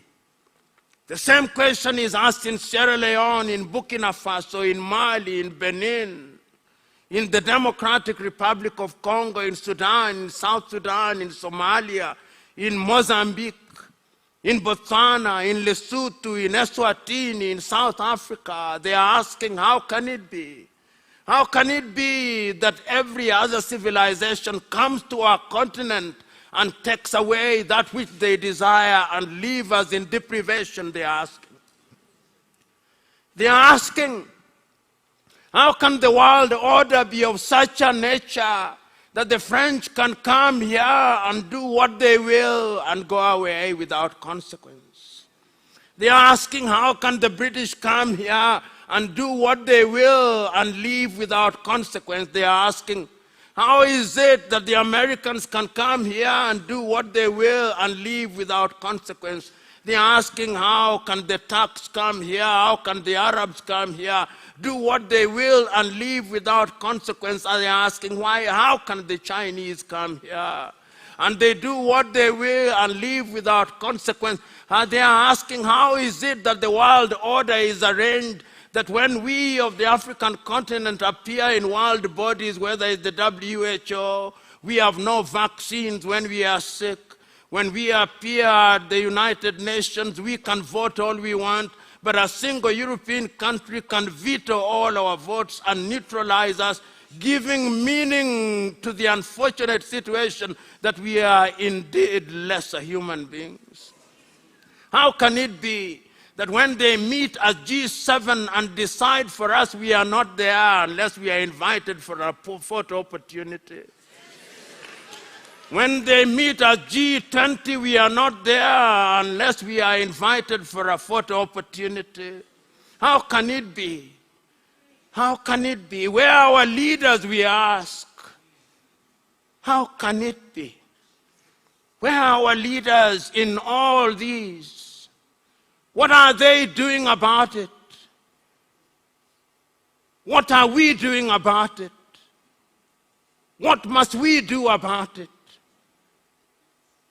Why is it that we have leaders And we cannot feed ourselves because there is a war in Ukraine. How can it be? How can it be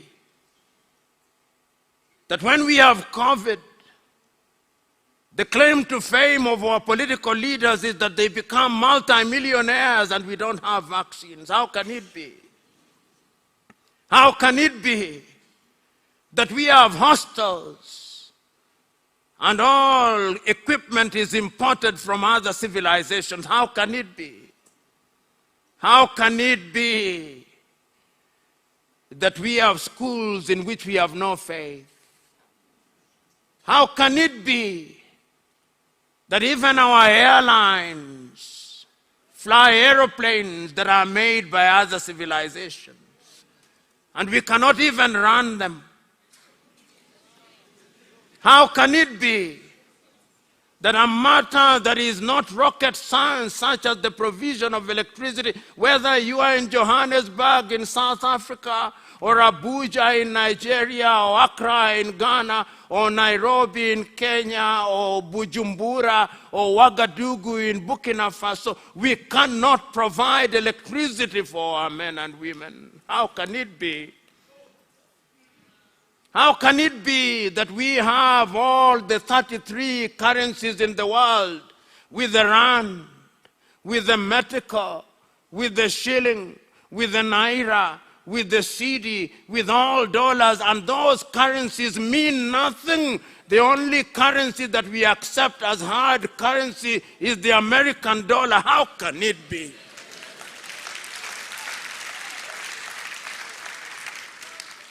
How can it be that when I travel to Africa, the only credit cards that I have are the Visa and the MasterCard and the American Express, and that we have no card of our own? How can it be? How can it be that today, when I am traveling across Africa, and yet we have leaders, when I'm in Nairobi, Kenya, or in Kampala, Uganda, when I go to a supermarket, there is no supermarket that is our own. I buy from Carrefour, which is French. And when I bought something from Carrefour, which is French, and I bought Kenchik, which is American. And when I want to move, I move in Uber, which is American, or Bolt, which is Estonian. And when I want it to be delivered to my house, it is delivered to me by Glovo, which is Spanish. And when I want my house to be guarded, it is by Gadaworld, which is Canadian. Where are our leaders? These are the questions that I'm asking. How can we possibly be comfortable in such a situation? How can it be that in many African countries the unemployment rate is anything between 35 and 80%? Our young men and women are graduating from institutions, but they have nowhere to go. How can it be? Because we are exporting all our jobs. How can it be today that all our manufacturing is happening in China? When I want a flask, the Chinese give it to me. When I want pepper, the Chinese give it to me.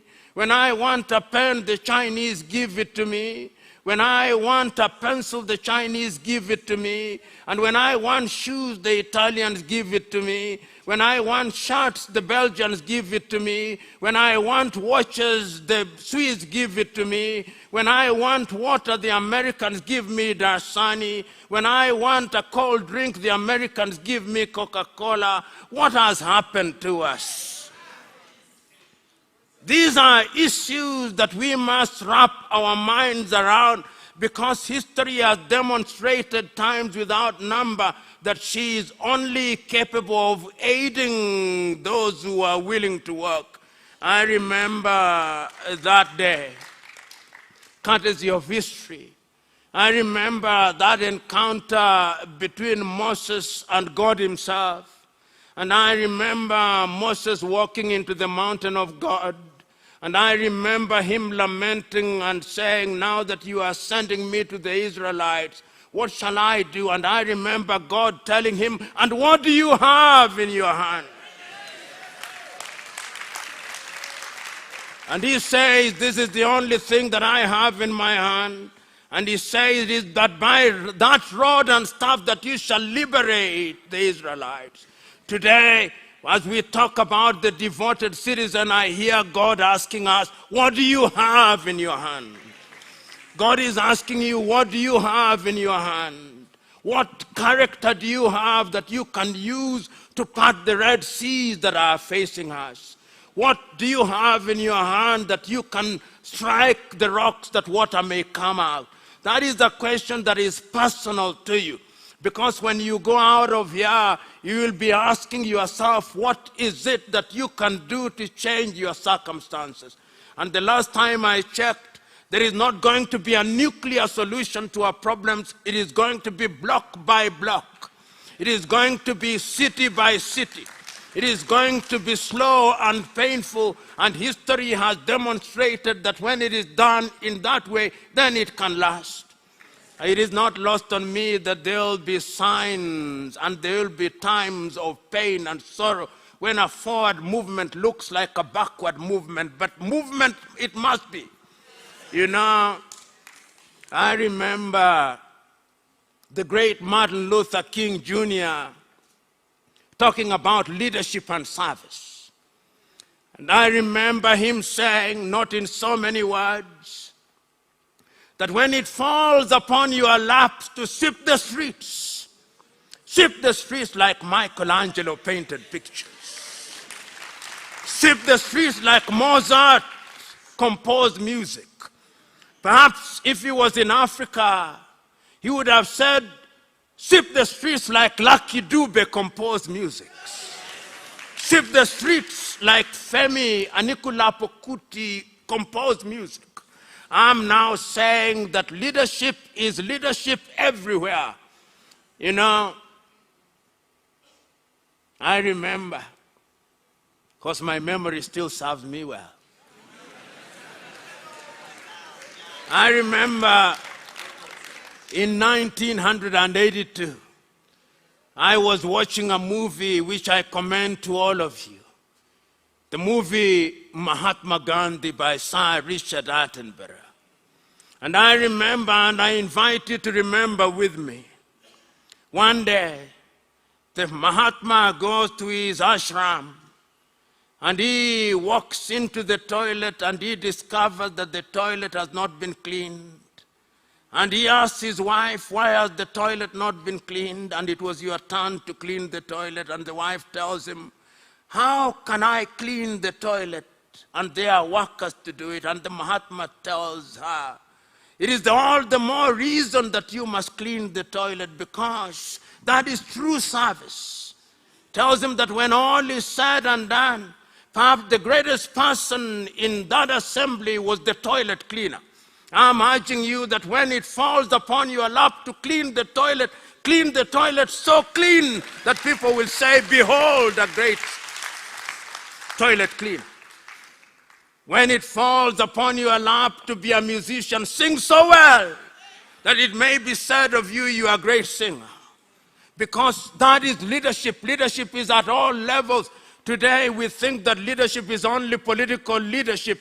But many of those individuals who are in the political arena are truly, quite a number of them, there are few good ones, but many of them are con men and con women. And it's our duty to expose them for who they are. You know, sometimes I look at us in Africa and I ask, courtesy of democracy, we are given the opportunity to vote. And the men and women who want us to vote come to us, seeking our mandate that they may serve us. And they tell us many things. And we believe the things that they tell us. And we vote them into office. And once we vote them into office, we assume that they'll deliver to us, and we go back to sleep. We expect them to preside over the building of our roads. In South Africa, at least, don't complain about roads. You have better roads than most of Africa. So let us give credit where credit is due.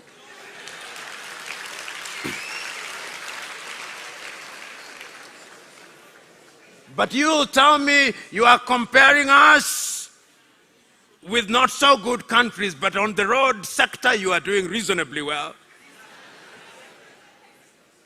In other African countries, they don't even do the roads, but they build bridges where there are no rivers.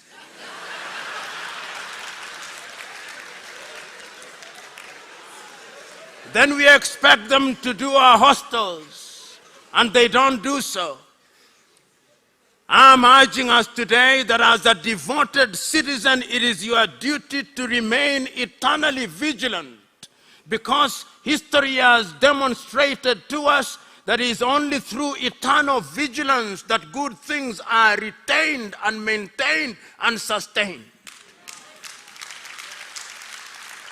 Let us also remember that all that we do as devoted citizens are intergenerational. We are the young men and women singing, we must remember that our duty as devoted citizens is to run our baton. Life is a relay race. You know, history teaches me a lot of things, and I want history to teach you many things. On the 6th day of March, the year 1997, a great African was invited to Accra, Ghana, in the same manner that I'm invited here. That great African was a great Tanzanian, Mwalimu Kambarage Nyerere.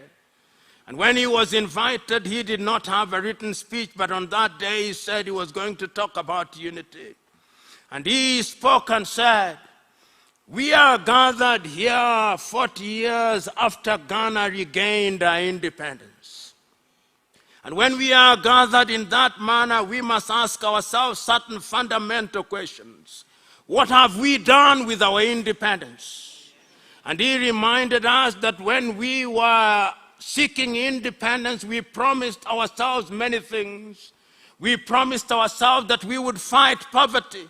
We promised ourselves that we would fight ignorance and disease. Let us take stock. Have we eliminated poverty? No, we have not, he said. Have we eliminated ignorance? No, we have not. Have we eliminated disease? No, we have not. But let us be fair, he said, to the generation to which I belong. We have run our race. We may have made mistakes. This generation must now ask itself, what can they do to build on what we started? And he said, in the process of trying to do what we promised ourselves, there are many mistakes that may have been made, and we have made our fair share of mistakes. But what mistake we must never make is the mistake of giving up. We must never make the mistake of giving up. We must always say that it can be done and it must be done, because if it is not done, then we ourselves will be done. Today, I'm telling us that we have the wherewithal to do it. Sometimes we lament too much. Sometimes we complain too much. Sometimes we quarrel too much. Sometimes we blame too much. Sometimes we think that it's all lost. But I want to tell you that in the struggle for that which is good, there'll be moments of desperation. There'll be moments when you want to give up. There'll be moments when you want to say that it cannot be done.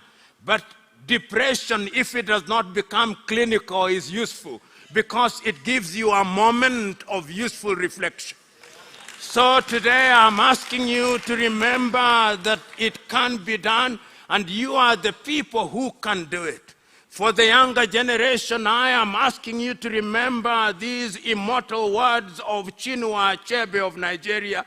He asked at one moment in a gathering such as this, and where are the young suckers that will grow when the old banana dies? Today I'm happy that I can see the young suckers that will grow when the old banana dies. And to the young people, I'm also telling you that we must never make the mistake of ravishing the legacy of those who lived before you. They will have made mistakes, but your duty is to correct those mistakes. Your duty is to look at the foundation stones that they built and build and correct, because none of us is without fault. It is our duty, therefore, to go out there. It is our duty on an occasion such as this, when we are asking, are we devoted students, to ask ourselves what our ancestors would say today. I am asking you today, you who are South Africans, when Nelson Mandela is up there in heaven, I assume,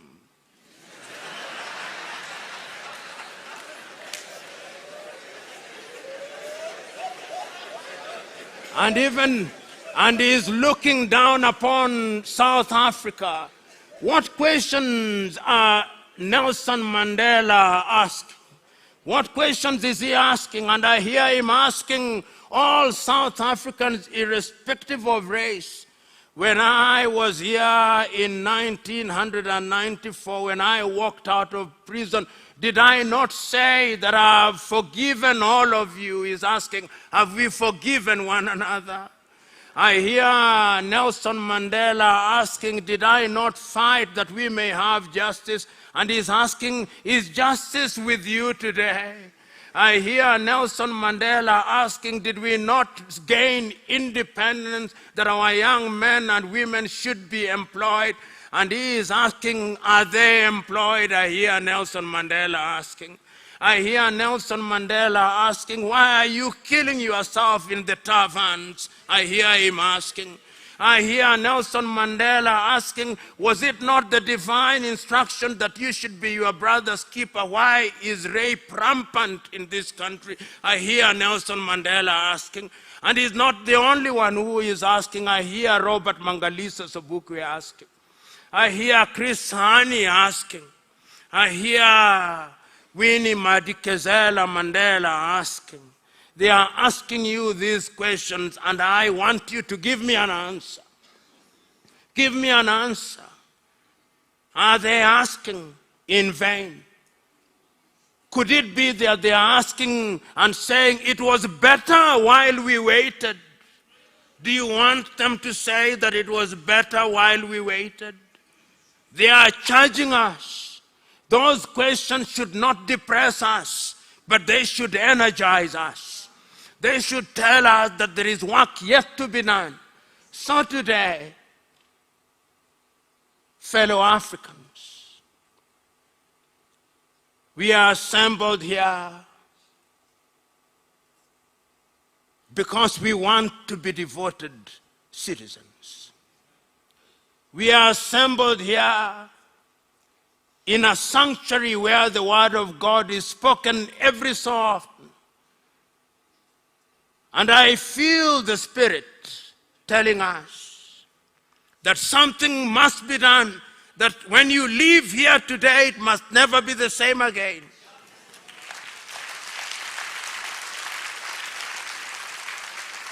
You know, when I look at the ministry of Christ, when he had been crucified,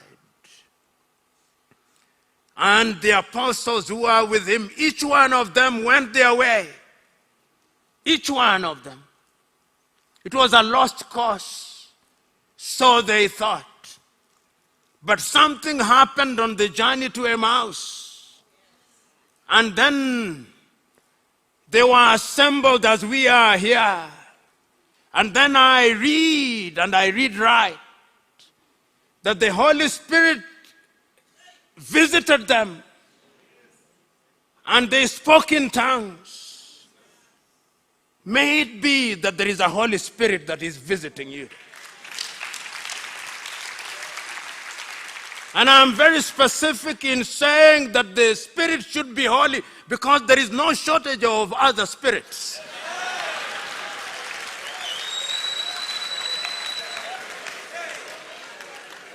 Because you may be possessed, but you may be possessed with the spirit of greed. You may be possessed with the spirit of corruption. You may be possessed with the spirit of racism. You may be possessed with the spirit of danger. I am asking you to embrace the Holy Spirit, because the Holy Spirit tells us that you must only do that which is good and right. The Holy Spirit tells us that you must not be greedy. The Holy Spirit tells us that there is only one race, the human race. The Holy Spirit tells us that it is not by the creed of greed that you must live, but by the creed of God, the Holy Spirit tells me. So let the Holy Spirit come here, that you may go out into the society and change the society. You go out there individually, go out there and do that which is good and right. May God bless you. I'm a king, yes, I'm a king, what? I'm a king, On the critical question of leadership in Africa and the critical question of followership in Africa. And the Africa that I talk about is the post-colonial Africa.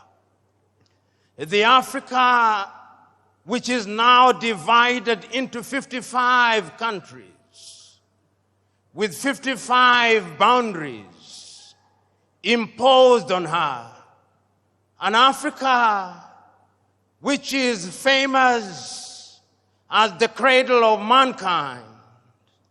An Africa which is said to be great in prospect.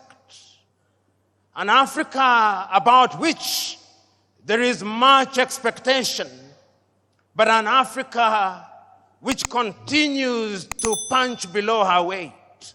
That is the Africa that I will be talking about as I focus on the question of leadership and followership. As I think about that Africa and her leadership and followership, and I think about her often, as all of us should, the words of a book that I read as a youngster come to mind. And any one of us who had the opportunity of reading the book A Tale of Two Cities will remember these words.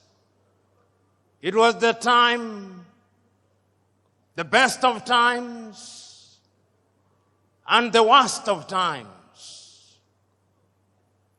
It was the age of wisdom and the age of foolishness. It was the epoch of belief and the epoch of incredulity. It was the season of light and the season of darkness. It was the spring of hope and the winter of despair.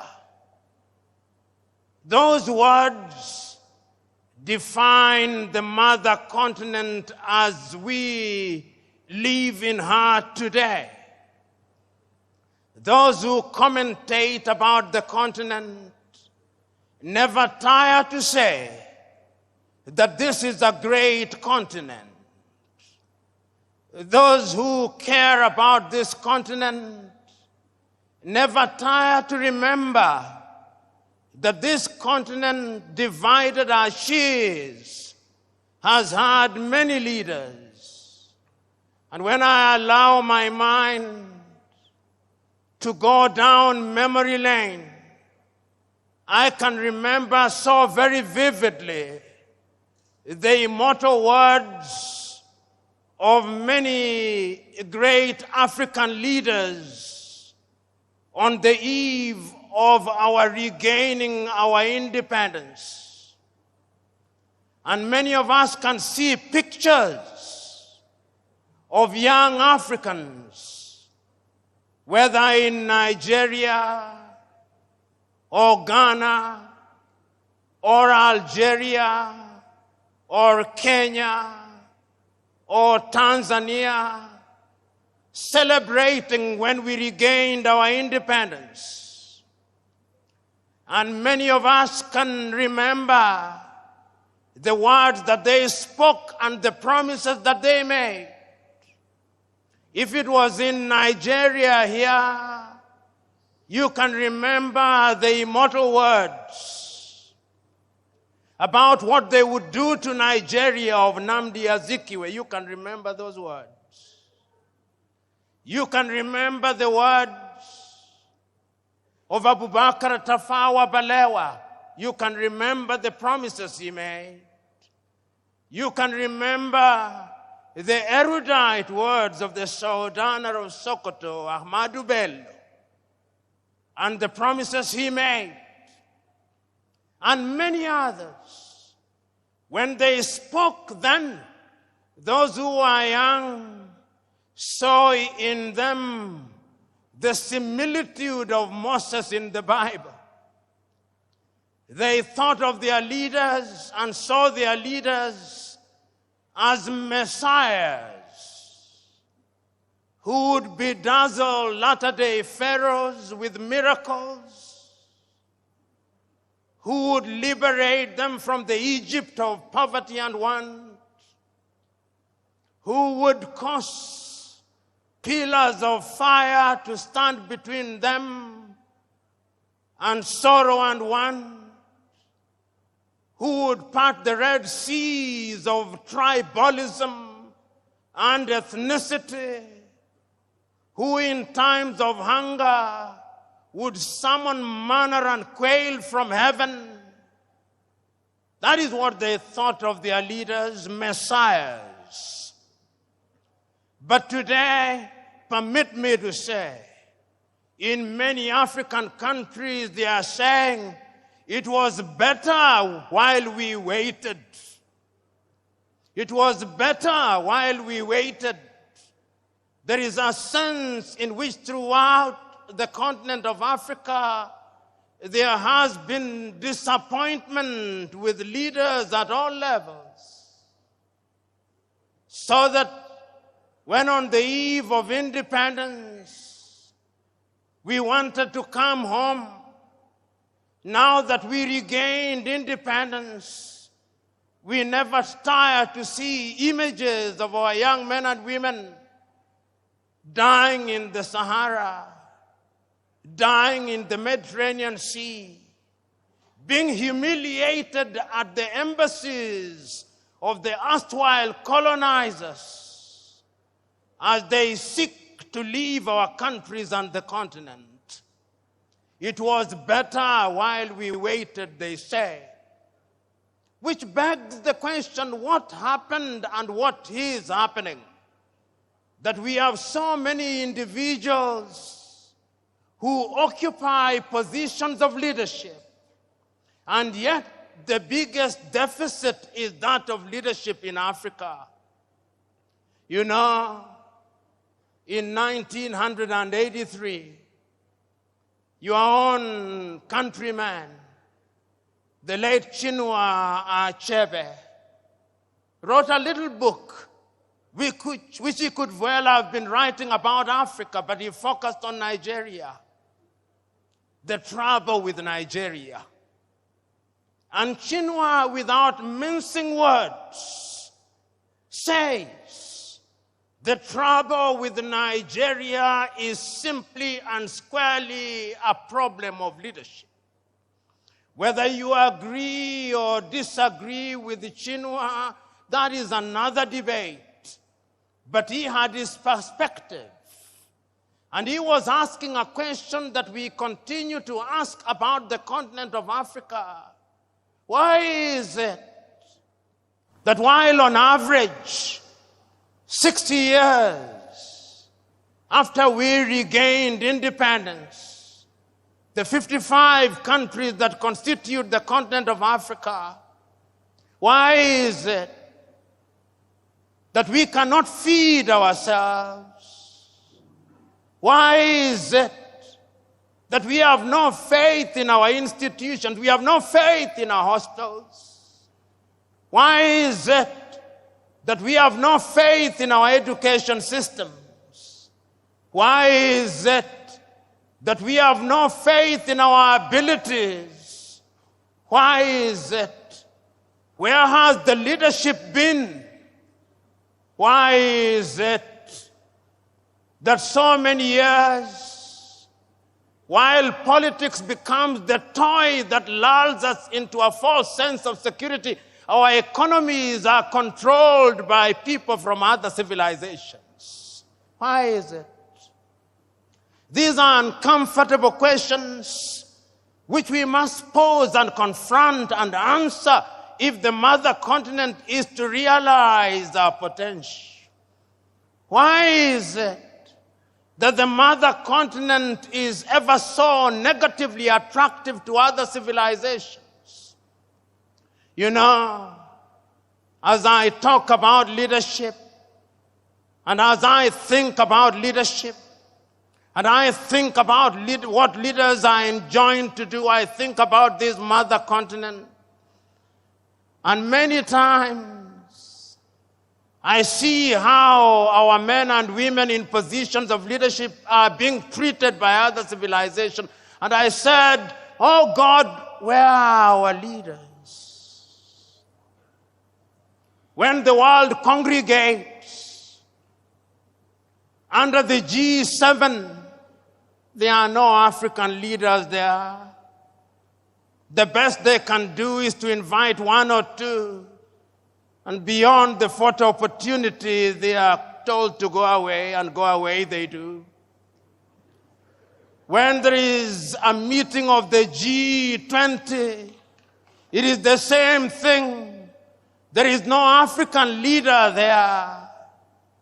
And when at the United Nations they have voted all our countries, France, the United States, China, Russia, can come and neutralize all our votes. And I say, where are the leaders in Africa? And as you observe African leadership today, they are summoned by different leaders in the world. If the Japanese do not summon them to Tokyo under UNCTAD, the Indians are summoning them to New Delhi. And if the Indians are not summoning them, the Turks are summoning them. And if the Turks are not summoning them, the Chinese are summoning them. In the next 2 weeks, they will have been summoned to the United States of America. Summoned, I use. Africans who are watching this scenario ask, where are our leaders? Which begs the question, who is a leader? Is leadership the occupation of office? Is leadership the occupation of the office of the president? Is it the occupation of the office of a senator or a member of parliament? Or the occupation of these high-sounding positions which gives us honorifics? Is that what leadership is? From where I sit, that is pseudo-leadership. From where I sit, leadership is about service. Leadership is about honor and privilege to serve. That is why I still understand the men of old, the men of wisdom who said, he who is greatest amongst you must be your servant. This is what Africa is asking for. And Africa has been asking this question since she regained her independence. You know, when one is talking about leadership in Africa, one must go into history and ask ourselves, what was leadership before we were rudely disrupted? We had our traditional rulers. How did they govern? For whose benefit did they govern? They are still there, the traditional rulers. How do they fit in the new dispensation? When we regained independence and adopted all these structures from the erstwhile colonizer, what did we expect to deliver? that great American Pan-Africanist John Hendricks Clark says that when Africans regained their independence, not a single one of them re-examined the style of leadership. All of them continued with a mimicry of the leadership that they inherited from the colonizer. And he then delivers this verdict: not a single African country will ever succeed by mimicry. And I want to submit to you that whether one agrees or disagrees with John Hendrik Clark, one must look at Africa in order to ask ourselves, what is the state of leadership in Africa? And permit me to run you across the continent of Africa, and you will see a continent that is not at ease. The continent is not at ease because the continent is suffering from a deficit of leadership. Look at Africa today. Tell me whether we are at ease in Niger. Tell me whether Mali is settled. Tell me whether there is quiet and calm in Chad. Tell me whether Guinea-Bissau is doing well. Tell me whether the Cameroons are stable. Tell me whether Central African Republic is good. Tell me whether Sudan, South Sudan, Somalia, Ethiopia, Northern Mozambique, and all these countries where there is peace and quiet, whether the sons and daughters of this country, tell me whether even this great Nigeria is at ease. Tell me. The answer is, she is not. And I dare say that as long as Nigeria is not at ease, Africa will never be at ease. If Africa wants to be at ease, Nigeria must be at ease. She is the largest economy in Africa. She has a population of over nearly 200 million people. 1 in every African is a Nigerian. She is represented in every sector. If you want the best engineers in the continent, they are Nigerians. If you want the best doctors, they are Nigerians. If you want good lawyers, they are Nigerians. If you want good people, they are Nigerians. But also, if you want Yahoo boys, they are Nigerians.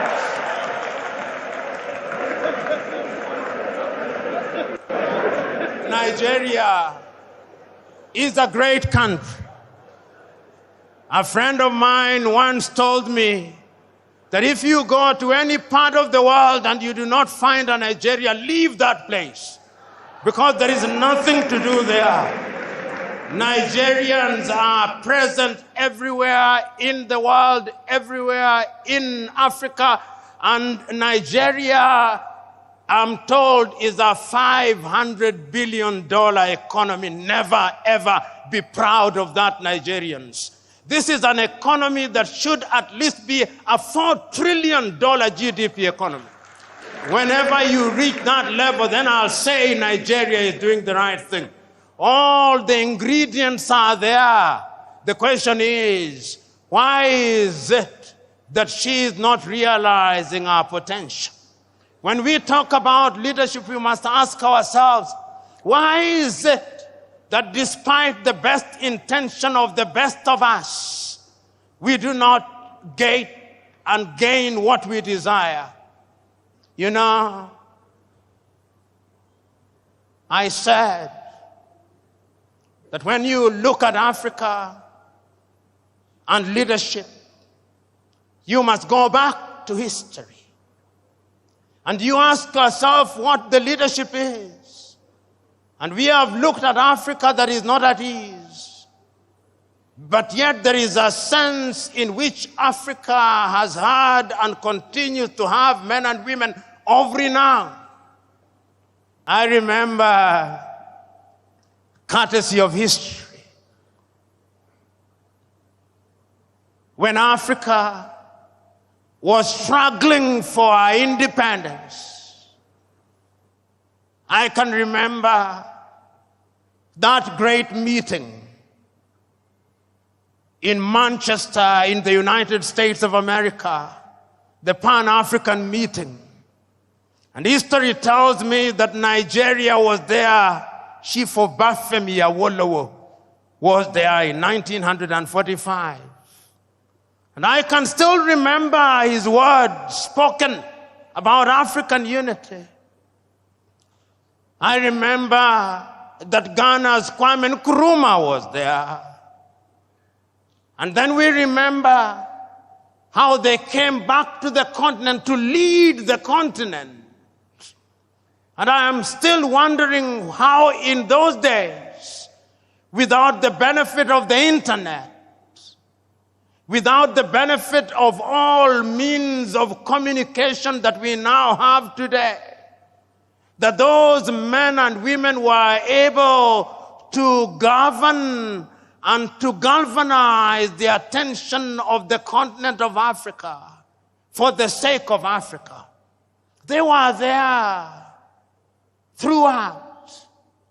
But even prior to that, I can still remember another great African talking about leading Africa out of our state, the great South African Pixley Kaisa Kaseme in 1906 in Columbia in the United States of America, say, Africa must be regenerated. When all these things happened, there were leaders in Africa at that time, and their mandate was cut out for them. Their mandate was to ensure that we broke the colonial chains, and we did. I remember, and many of you here, courtesy of history, will remember many Africans at that time, and if I name them, you will agree with me that they were leaders. How many of you in this assembly will not remember Marcus Garvey and say that he was a leader? How many of you here will not remember Julius Nyerere and not say that he was a leader? How many of you will remember Kaunda, Amilcar Cabral, Samora Moises Machel, Agostino Neto, Namdi Azikiwe, Abubakar Tafawa Balewa, Gamal Abdel Nasser, and many others, and remember that they were leaders who did not want to occupy political space because of material aggrandizement. They denied themselves. I so very fondly remember that when Kenneth David Kaunda left office, it was said of him that the only amount of money he had in his account was the equivalent of $5,000. That is what your current politician eats for breakfast. I can remember when Julius Kambarage Nyerere left office after 24 years, the only amount of money that he had in his account was the equivalent of 8,000 United States dollars. That is what your current politician uses for a single visit to a gymnasium. They were leaders who were selfless. They understood that it was an honor and privilege. They sacrificed their lives. They saw their positions of leadership as that of leading their brethren. They did not think that they were superior to the people they led. They thought it was a privilege and that they had the honor, and that because they had that honor, then they had to serve their leaders with distinction, with consistency. They were prepared to be questioned. They did not believe that they had the monopoly of knowledge and wisdom. They were leaders because they were servants. You know, I can still remember Julius Kambarage Nyerere speaking on the 6th day of March, 1997 in Accra, Ghana, on the occasion of the 40th anniversary of the independence of Ghana, under the subject, "Without unity, Africa has no future." Mwalimu recounts the history of Africa. He says, when we rose up against the colonialists, our agenda was cut out for us. we, the Africans, had been humiliated in our own land. Our people had been denied the opportunity to realize their potential. Our mandate was one, to expel the colonizer. We did our bit. We made our mistakes. But who said we were infallible? This struggle is an intergenerational struggle. The next generation after us had the duty to pick up the baton and to run the next leg. The question is, did that generation pick up the baton? Have they run the leg well? The answer, not as well as they should have. Because we must never make the mistake of assuming that African leaders have done nothing. No, that would be too harsh. I think attempts have been made, whether in Nigeria or in different parts of Africa, to liberate ourselves from the chains and sorrows of the colonial project. But remember, as Kwame once said, the colonialist never left. He is alive and well. He still wears different masks. And those masks may appear to camouflage him, but they are here. Have you ever wondered why, when the British left their colonies, they created something that they called the Commonwealth of Nations, to which Nigeria belongs? In that Commonwealth of Nations, the head is the British monarch. When the Queen dies, the King becomes its head. It is headquartered in London. It is the Commonwealth of Independent and Free Nations. It is not. It is a post-colonial, neo-colonial institution which continues to massage the ego of the erstwhile colonizer as we celebrate. Through such institutions, they continue to control and to manipulate us. And many of us, particularly those of us who have had the advantage of foreign education, we never want to talk ill of bodies such as the Commonwealth. I do. And it's not only the British who did it. The French did it under Francophonie. In order to control their former colonies and to make sure that they remain within their sphere of influence, they created a body which is alive and well. In the former French colonies, it's even worse. They even print their currency. The Portuguese did it. So, in as much as African leaders have been trying to ensure that we change the circumstances of our people, there have been external attempts at torpedoing those efforts. And Africa and African leadership must be seen in those contexts.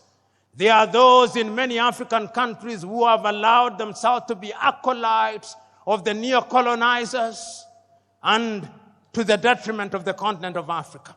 So when we interrogate leadership, we must ask ourselves, how free are our leaders? How free are our politicians from external influence? But is that an excuse? No, it cannot be an excuse. Leaders in a multi-ethnic environment must also be different. You know, Nigeria, as Chinua rightly said, like all African countries, is an artificial entity. Chinua says in his book, The Trouble with Nigeria, that there is nothing comparable to how the European nations were created.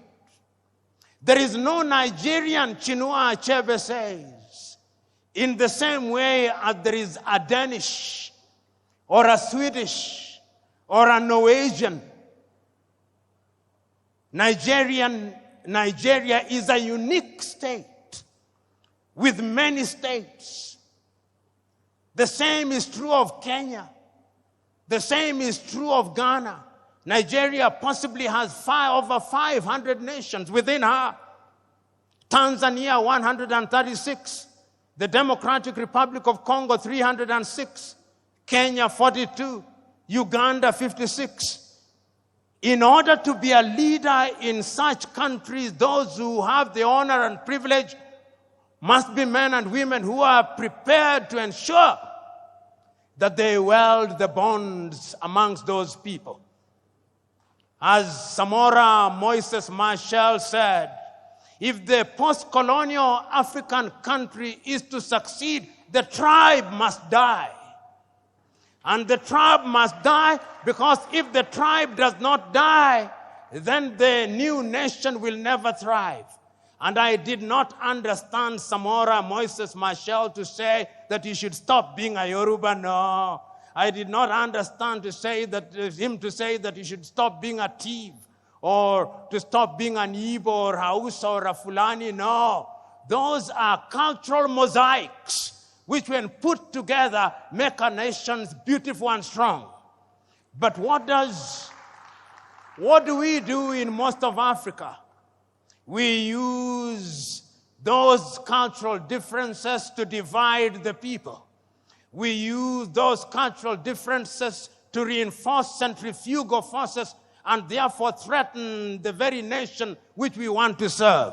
I am telling all of us who are present here, and many of you who are present in this assembly who are honored and respected and claim to be leaders, that you have a duty to ensure that you are in front in order to serve and not to be served.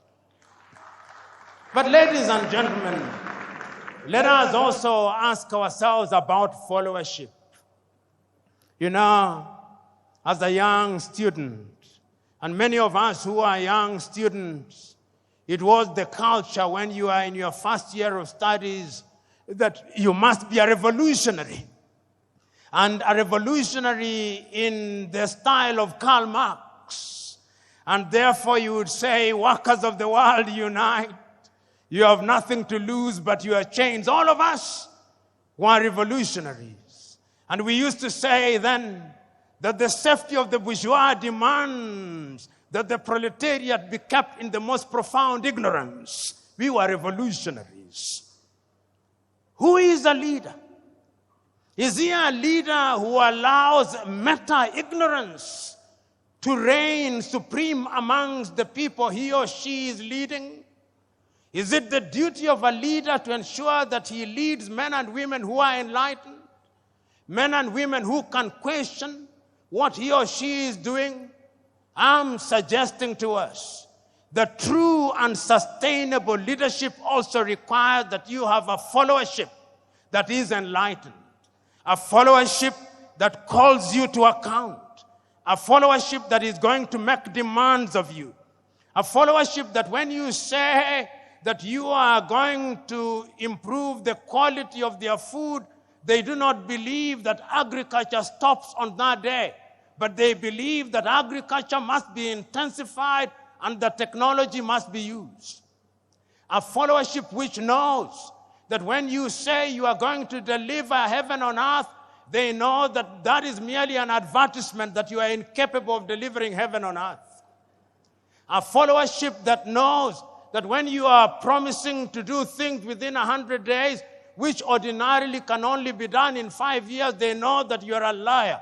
A followership that is capable of discerning that when you speak things, there are many variables, and it is the duty of a leadership to ensure that such a leadership is indeed created. What do African leaders do? African leaders in many African countries have now assigned the question of education, educating their followers to NGOs and CBOs, which are financed by the Americans, which are financed by the Europeans, which are financed by other civilizations. How do you think, how do you imagine that the people of Denmark would have the interest of Nigeria at their heart? How are you satisfied that all those civic education activities that are being undertaken in Borno, in Maiduguri, or in Abeokuta, financed by USAID, are meant to be for the benefit of Nigeria? Because the last time I checked, the English used to say, he who pays the piper calls the tune.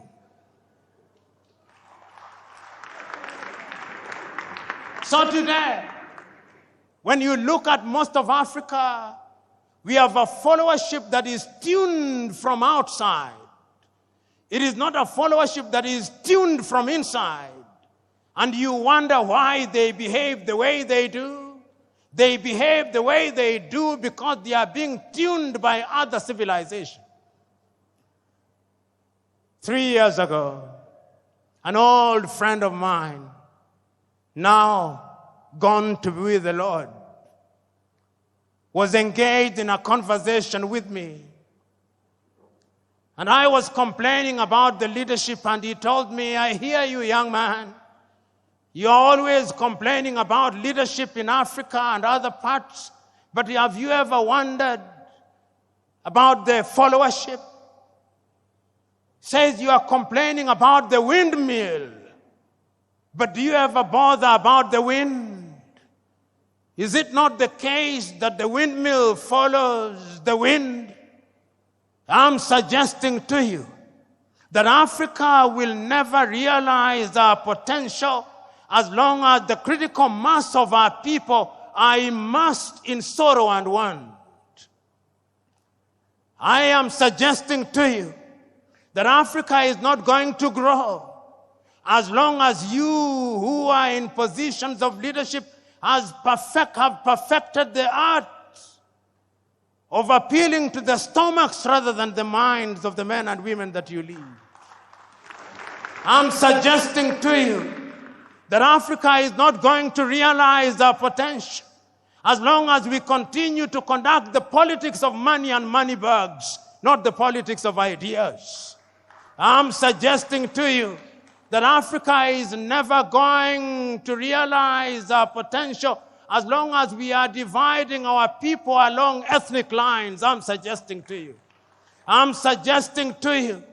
as long as you who are in positions of honor and privilege are in the business of dividing our people on the basis of religion, Africa is not going to realize our potential. I remember in 1982, I watched a movie about Mahatma Gandhi, and I remember that great man saying in one of the scenes in the movie that he remembers one day when somebody who was more enlightened than the other preachers came, and he said that on that day he saw that preacher reading from the Muslim Quran on to the Christian Bible, on to the Jewish Torah, on to the Hindu Gita, and on to incantation in African religion, as if it did not matter which book was being read as long as God was being worshipped. I look forward to the day when those of you who are in positions of leadership will be able to tell our people, wherever they are in Nigeria or Africa, that it is not for us to fight for God. If I have a God for whom I have to fight for, that is not a God. The God that I worship fights for me. And if we accept that that is the nature of God, that is omnipresent, omniscient, and He knows all, then we are going to unite our people. In other words, I'm saying that if we are going to have a followership that is going to change the continent of Africa, we have got to exorcise the ghost of ethnicity. We have got to exorcise the ghost of ignorance. We have got to exorcise the ghost of poverty. We have got to exorcise the ghost of narrow-mindedness. Fellow Africans, fellow Nigerians, it is still true that everything fails and falls on leadership. It is true that we men and women are in unique positions. Abu Bakr, Olusala, Saraki was present on this earth. Like all of us, he had his coming and his going. Today we are gathered here to remember him because, as South Sudan's John Garang de Mabior once said, as you walk the journey of life, there are two baskets that you fill by your words and deeds, whether wittingly or unwittingly. The basket of good deeds and the basket of bad deeds. And that at the end of it all, when we weigh those baskets, let it be said of you that the basket of good deeds outweighs the basket of bad deeds. It would appear to me that the late Dr. Saraki's basket of good deeds far outweighs his basket of bad deeds. And that is why we can say, without flinching and without equivocation, that he was a Colossus. That is why you call him fondly by the moniker Oloye. That is why you are gathered here on a Monday morning to pay homage to him. Now I can see Saraki upstairs through imagination. I can see him asking us, who we are present here today, oh dear Nigerians, it is 10 years since I left you. Where are the leaders? I can see Saraki asking the president of this country, how have you served, Mr. President? I can hear him ask the vice president, how have you served? I can hear him asking the senators, how have you served? I can hear him asking the members of the House of Assembly, how have you served? I can hear him asking the governors, how have you served? As to how they have served, that is not for me to say. It is for them to say. But I can also hear the great Saraki asking the Nigerians, how have you been served? Have they given you food? I can hear him ask. Have they given you fuel? I hear him ask. Have they given you electricity? I hear him ask. As to whether they have been well served, it is not for me to say, it is for them to say. In other words, the great Saraki is asking both leaders and the led, have you demanded and have you served? And the leadership that I hear him, the great Saraki, asking of us is a leadership where we are united. Not the unity of the graveyard, whose lingua franca is silence. No. It is the unity of those who are seeking to do good. Those who are seeking to do good, those who ask with the firmness that will open the eyes of the leader without inflaming their anger. I can hear it being said. You know, as I conclude, I remember this story, a story that must be known to you. It's a story about leadership, which must be contradistinguished from human leadership. It's the story of a shepherd, or the story of a poultry farmer. But I'll start with the story of a shepherd. Many of us from the north are famed for cattle keeping. And when you are driving the cattle through different grazing grounds. The cattle believe that you love them so much because you protect them from the elements, because you protect them from other wild animals. But if the cattle were to know that you are the one who would end up eating them, they would treat you very differently. Invariably, they do not know. And therefore, you will continue controlling them the way you do, and you will continue eating them the way you do. But it's a totally different case when you are leading human beings. They are not like cattle. You may lead them in a particular direction. You may think that you have lulled them into a false sense of security. You may think that you have deadened their minds. But always remember that one day, if you don't do that which is good and right for your fellow men, there is a day of reckoning. There is a day of reckoning, and history has demonstrated that it can come in the twinkling of an eye. History has demonstrated that kings have been toppled. History has demonstrated that presidents have been removed. History has demonstrated that great men have been cut down. History has demonstrated that men can rise when they are misled. History has demonstrated that men are indeed capable of rising up.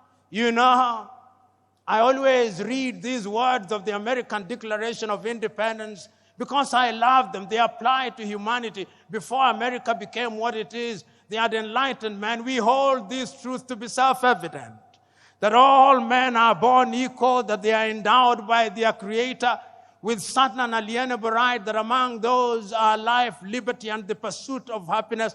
And it is for this reason that governments are instituted amongst men, and that when those governments fail to perform, it is the duty of those people to rise up and to remove such governments. I am submitting to us that we in the continent of Africa, you who have the honor and privilege of serving, you who worked and served under the tutelage of Oloye, today, let us take a solemn vow. Let us take a solemn vow that we are not simply here to memorialize him. We are not simply here to remember the good deeds that he did. We are not simply here to repeat the things that he did. That we have come here to imbibe the spirit of Oloye.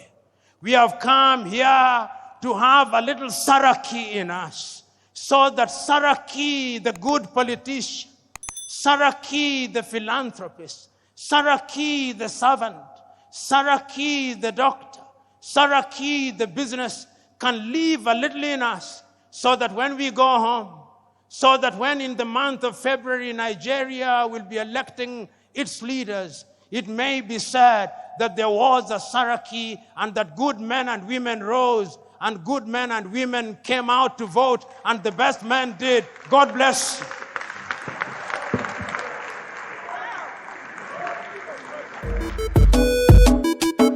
I'm a king, yes, I'm a king, I think I'm a king, We, as a profession, pride ourselves on a number of things. You have your high fives, and nobody can quarrel with that. We as a profession recognize that excellence is at the very heart of the service that we ought to provide to society. We as a profession recognize that we live in a country that desires to be a highly developed country in the next few years, because our vision is 2030. And we as a profession want to be a part of that success. But the question that we must ask ourselves as a profession and as a people, as Kenyans, is it possible that sometimes we focus too much on the hardware and not on the software? And this is what takes me down memory lane. You know, when we were young, and when we were students, and when we were students in Kiswahili classes, we would be told, wahenga walisema. We are the wahengas. So now, wahenga wanasema. And when wahenga are saying things, they are looking to the past because the past informs the present and the present informs the future. So today I want to remind you of a number of things that have happened in this country and to also highlight some of the things that are happening now that you may think about the future of this country in about 50 years' time. The wahengas on this table, because there are quite a number of wahengas in that table, and the wahengas elsewhere, will remember a Nairobi. I do not know how many of you lived in Nairobi, but I remember a Nairobi where things worked. I remember a Nairobi where garbage was collected on Mondays, Wednesdays, and Saturdays. How many of you remember that Nairobi? And I remember during that Nairobi on Saturdays, because that is where when we were at home, we would, as the garbage collectors were coming, and they were coming, and garbage collection looked very fashionable in those days. As they swung and took the bin and emptied it, and as we sang Kamero Nakauti Nakagorokamwe. How many of you remember those days? Garbage collection worked in this city. I remember in this very city, when the Kenya bus services actually operated on time, so that if you lived in Jericho, you knew that bus number 7 to Kenyatta Hospital would stop at 7 a.m. and you would be in Kenyatta at 8. I remember those days. I remember the days when you went into a clinic and you had prescription and you had medication inside of that clinic.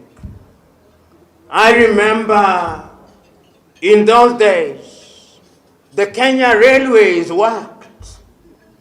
That there was a second class and there was a first class. I'm not talking about Europe, the younger ones. I'm talking about Kenya.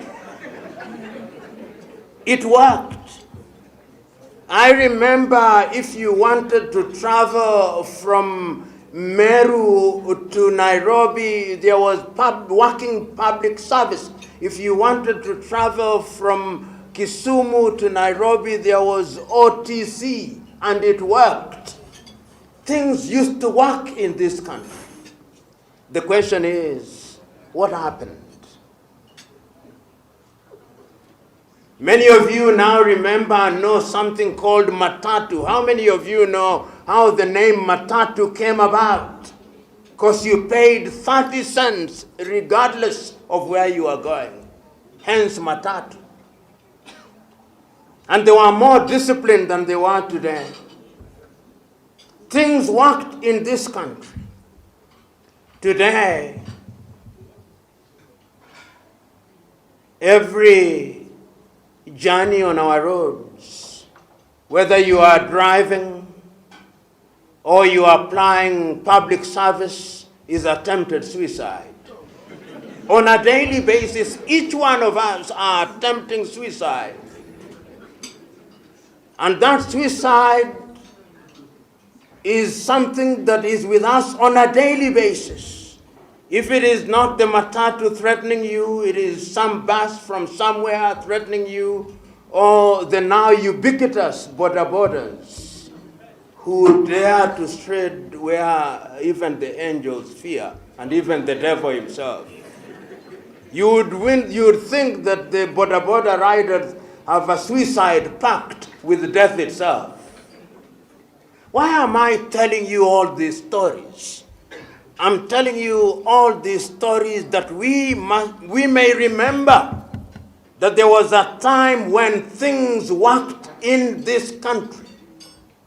And they worked both in urban Kenya and in rural Kenya. Many of you will not know, but we had what was called the district board schools, even in rural Kenya. Things worked. What happened? Where did the rain start beating us? Which God did we start worshiping that we now don't do things in the right way?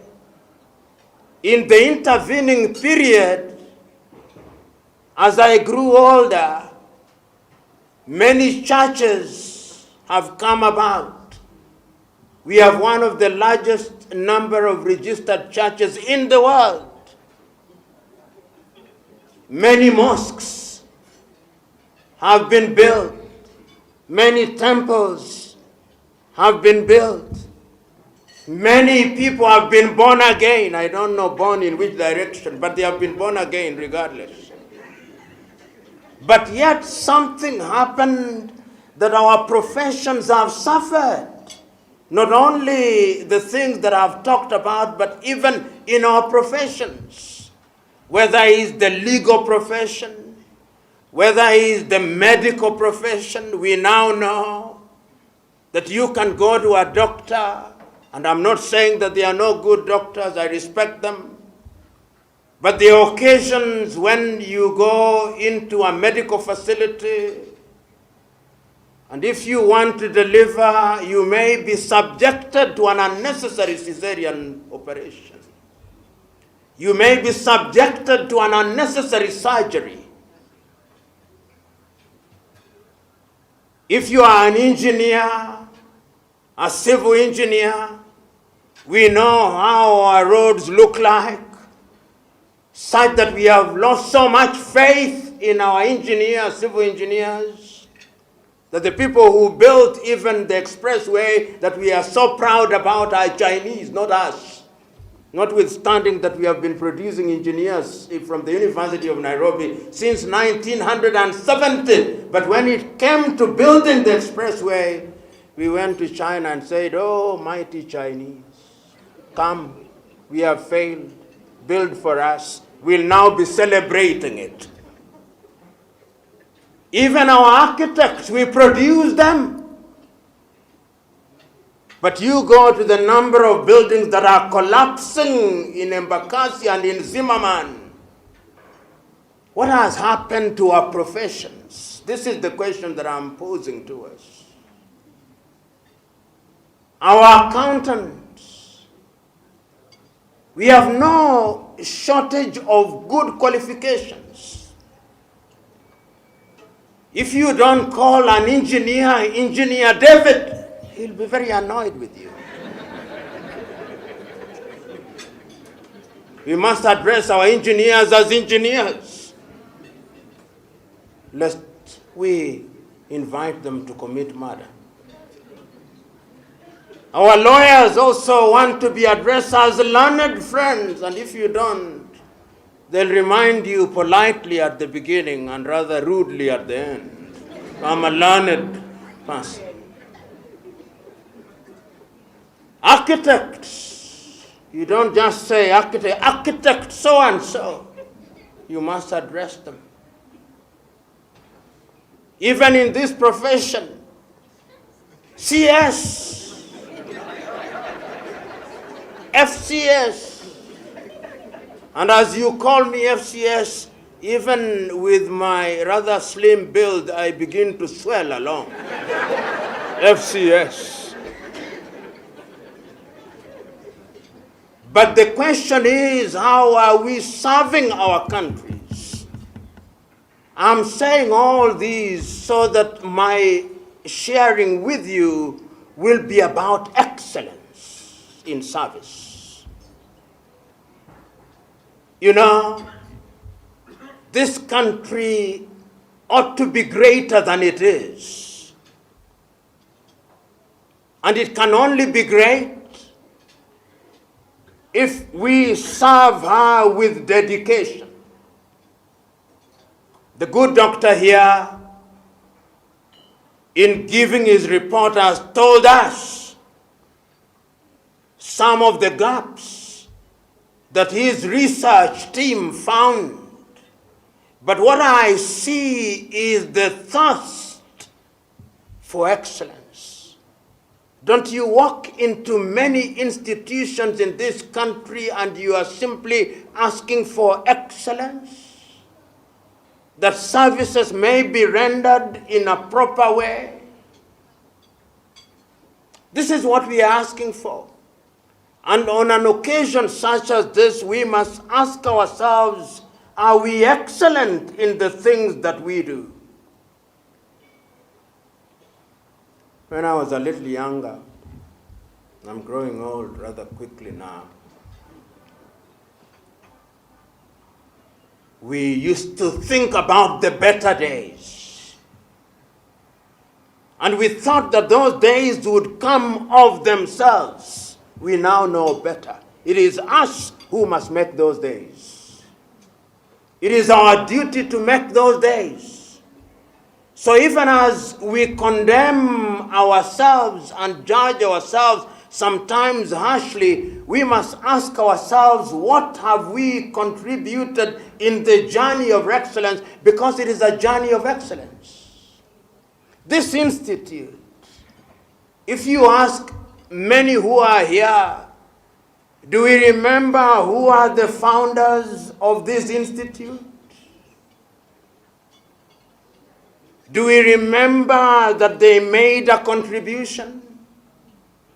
Do we remember that their contribution formed the foundation stone upon which we are building?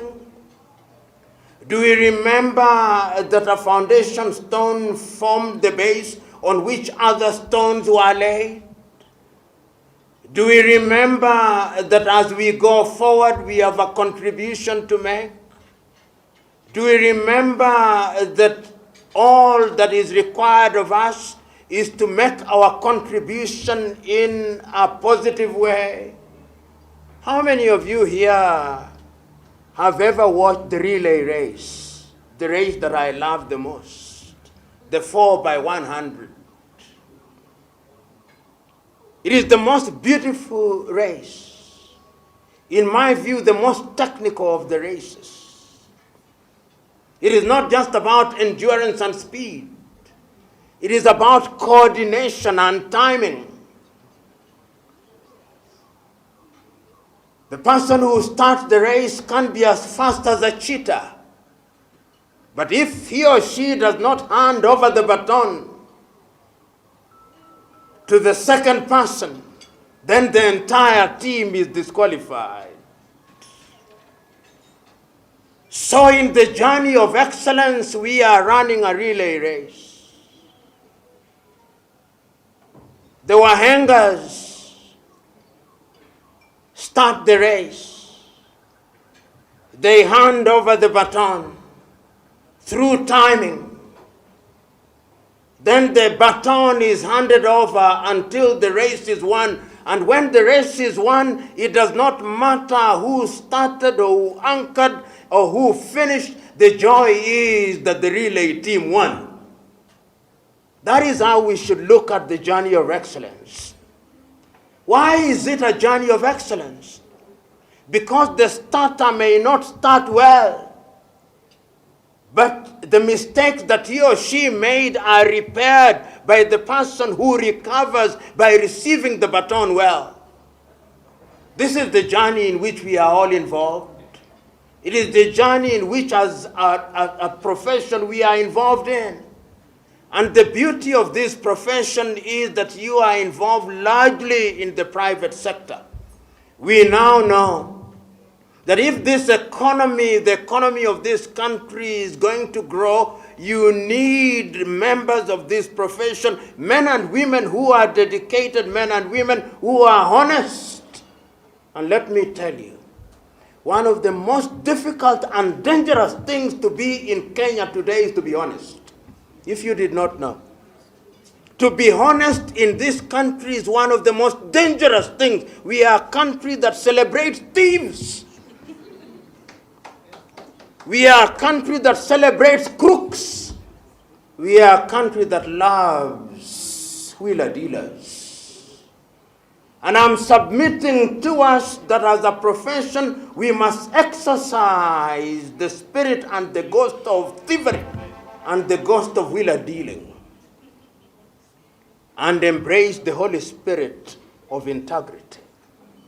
We can do it as a profession because history has demonstrated times without number that integrity is the foundation stone upon which a lasting building is erected.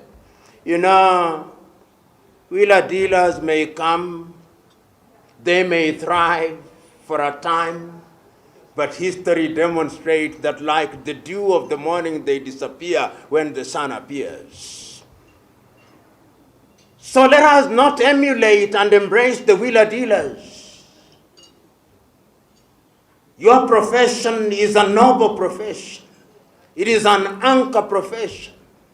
Today I'm inviting you to the table of honesty, the dangerous table of honesty. Is a dangerous table to sit at, particularly in this country. You'll be called names. You'll be maligned. You'll be accused of all sins except two, the crucifixion of Christ and the causing of the Second World War. They'll accuse you of everything. But you must remain steadfast for the sake of this country. You know, I said I had no key and I had no notes. But that notwithstanding, we must now look to the future of this country. This country is a country that is great in prospect. And when the CEO talked about the age of those who are here, we must make a deliberate effort as a profession to ensure that we encourage the younger generation to join this profession. We must ensure that the younger people are equipped with the tools that will help them engage with the world. And we must not only compete with ourselves. You see, the danger sometimes is that we compete amongst ourselves, which is not a useful exercise.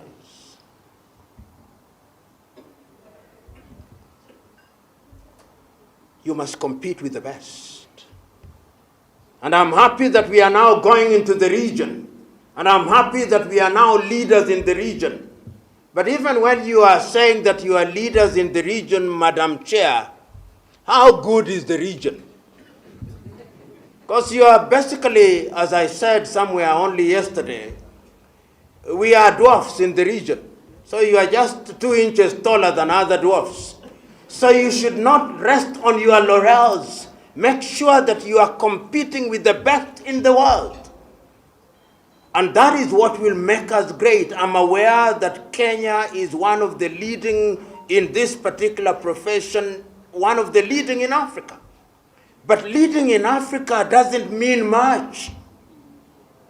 Leading in the world is what we want to be. We want to be at the table where others in the world are present at.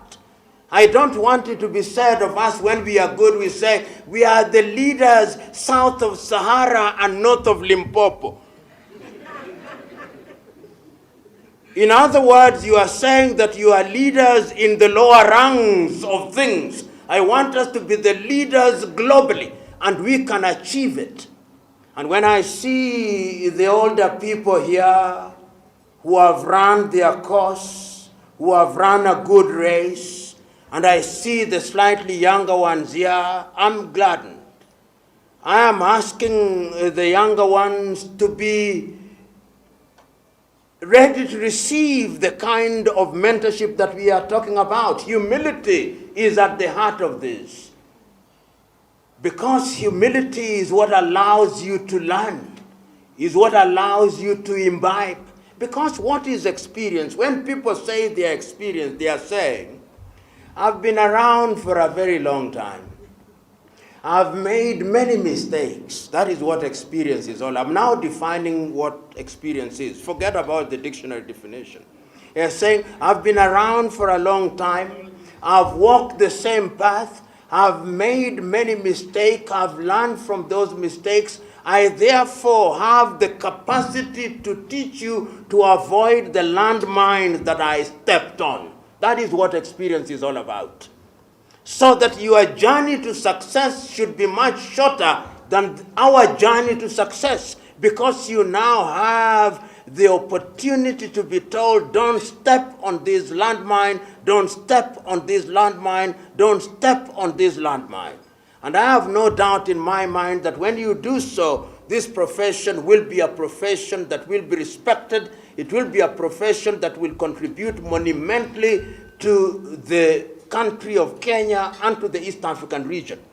And I'm looking at an Africa that is growing. East Africa has now grown. We now have 7 members. If this profession grows in the manner that it's growing, you'll now be the ones that will be a benchmark for the Democratic Republic of Congo. And the Democratic Republic of Congo, we are talking about 180 million. That is not a small population. You are talking about the possible inclusion of countries in the next 10 years. Even Ethiopia may join us with a population that will possibly be running into 200. So when you are talking about a population of nearly 500 million people that you are going to serve, that is no mean thing. And we ought to be prepared. Fortune favors those who are prepared. And if you are prepared, as I think you are, then I think that we are going to be the leaders in this region. We will be leaders who will be imbued by the sense of integrity, who will have a vision, who will have the ability to contribute to the society in a positive way. Ladies and gentlemen, I think that is what we desire to do, and I think that is what we must do, because we have a duty to ensure that we make this a great country. But this country, as I conclude, is not going to be great if we say with our mouths what we do not believe in our hearts. This country is not going to be great if we make pronouncements and sound bites for the media houses. This country is not going to be great if we don't roll up our sleeves and do that which is right. This country is not going to be great if the milk of humility does not run in our veins. This country is not going to be great if excellence is not going to be our guiding principle. This country is not going to be great if greed is our creed. This country is not going to be great if meritocracy is sacrificed at the altar of mediocrity. This country is not going to be great if we want to reap where we have not sown. This country will only be great when we take a solemn vow that we are going to do good things because it is good to do good things.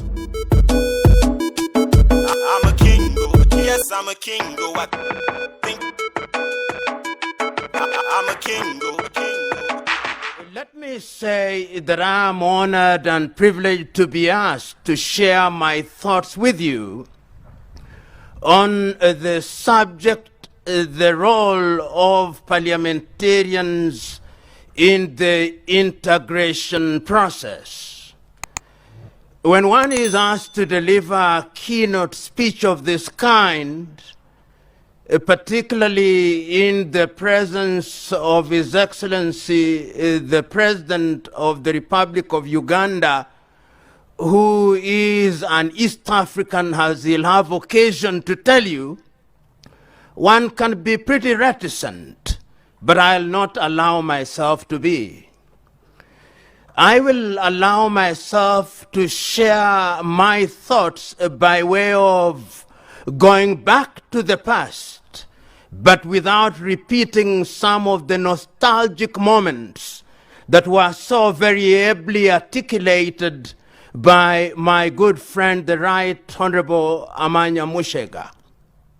But yet, in the context of what is happening now, it is important to remind ourselves that when we are talking about integration as we are now, we are talking about integration of the post-colonial era. And many will remember that the countries that we so cherish today are the products of a very harsh reality of European powers in 1884 and 1885, which means that the boundaries that we are so fond of are artificial boundaries. And their artificiality has been articulated by the testimonies we have heard from members of parliament who live on the borders of our countries.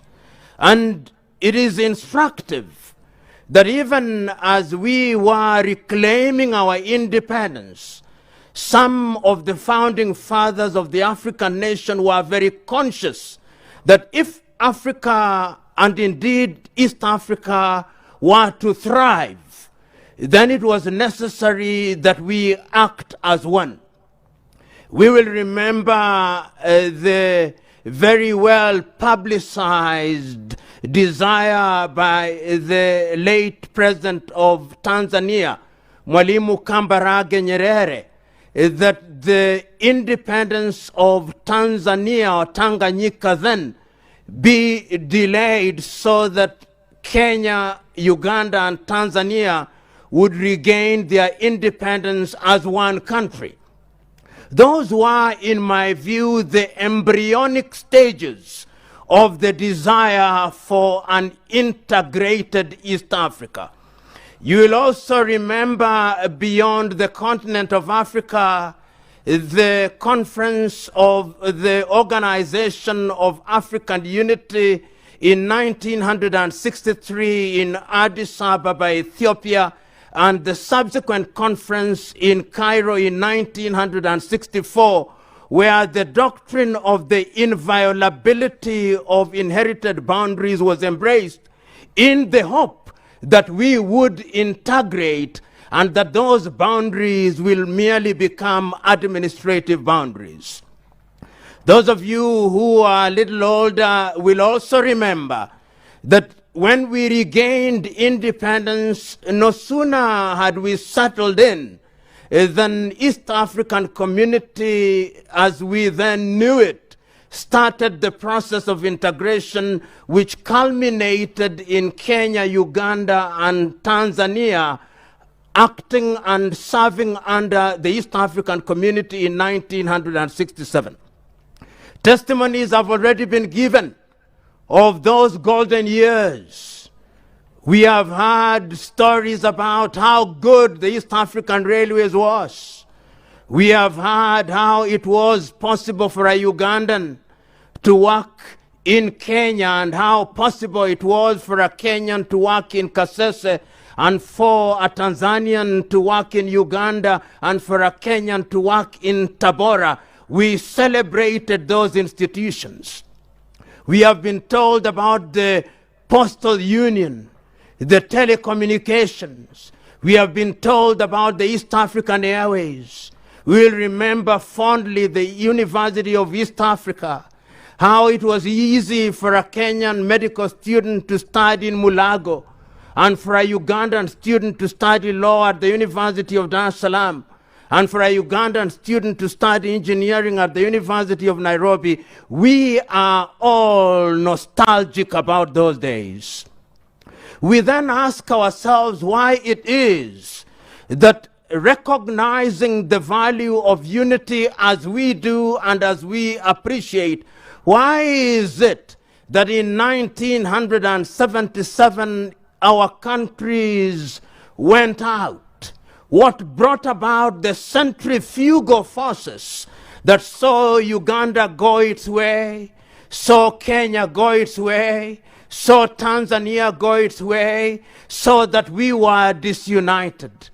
Commentators, whether they are politicians or political scientists or just idle speakers, would say many things happened. Some would say that it was ideological differences of the leaders of the day. Some would say that there were forces from outside of the continent whose desire is that we remain in a state of disunity. All those assessments are possibly true.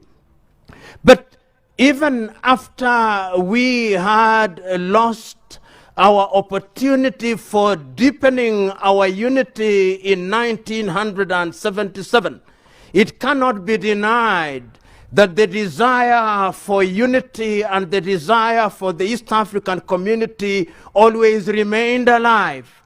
And that is why, therefore, when in 1999, the movement to re-establish the East African community came alive, it was at once sentimental, at once nostalgic, at once visionary, and I'm glad to say that it happened in the presence and through the joint midwifery of the President of the Republic of Uganda, Yoweri Kaguta Museveni.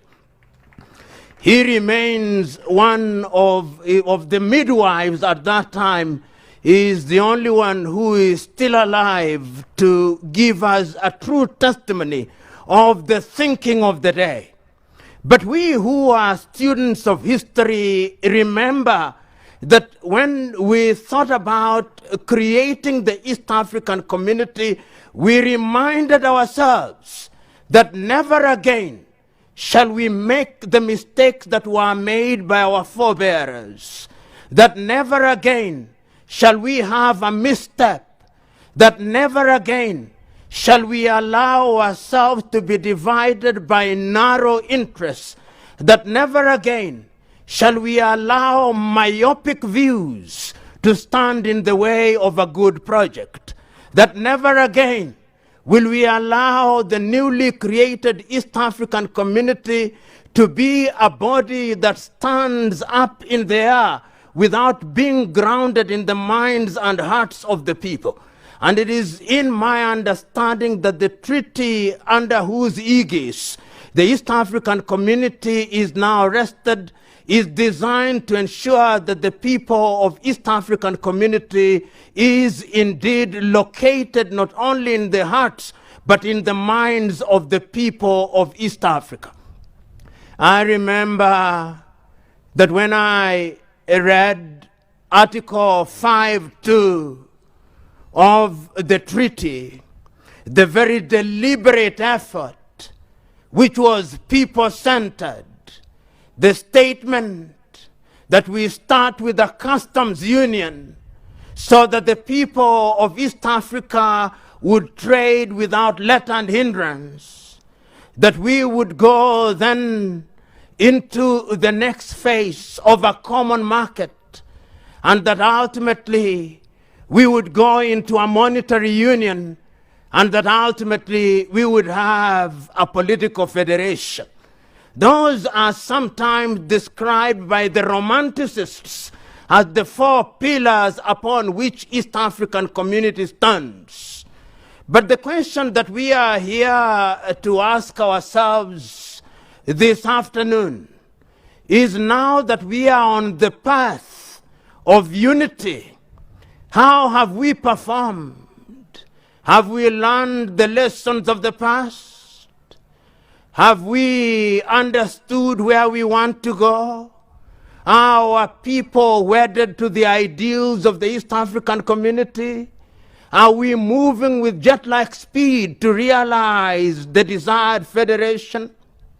His Excellency will remember when he and his colleagues met in Nairobi on the 27th and 29th days of August, the year 2004. And Your Excellency, you will remember then, you issued a communique on the 28th day of August. And you'll remember then, Your Excellency, that many statements were made. You will remember your colleague, the President of Kenya, then the late Mwai Kibaki, saying that indeed East African community is significant because we cannot continue to divide a people who are culturally joined at the hip.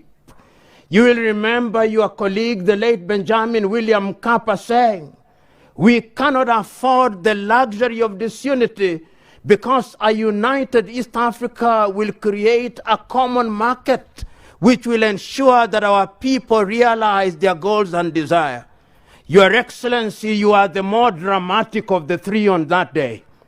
You said, and permit me to remember what you said, that we cannot allow East Africa to continue to be balkanized, nor can we allow Africa to continue to be balkanized in 53 countries which are weak and which are incapable of negotiating with other parts of the world. We must stop that balkanization. You said that, Your Excellency.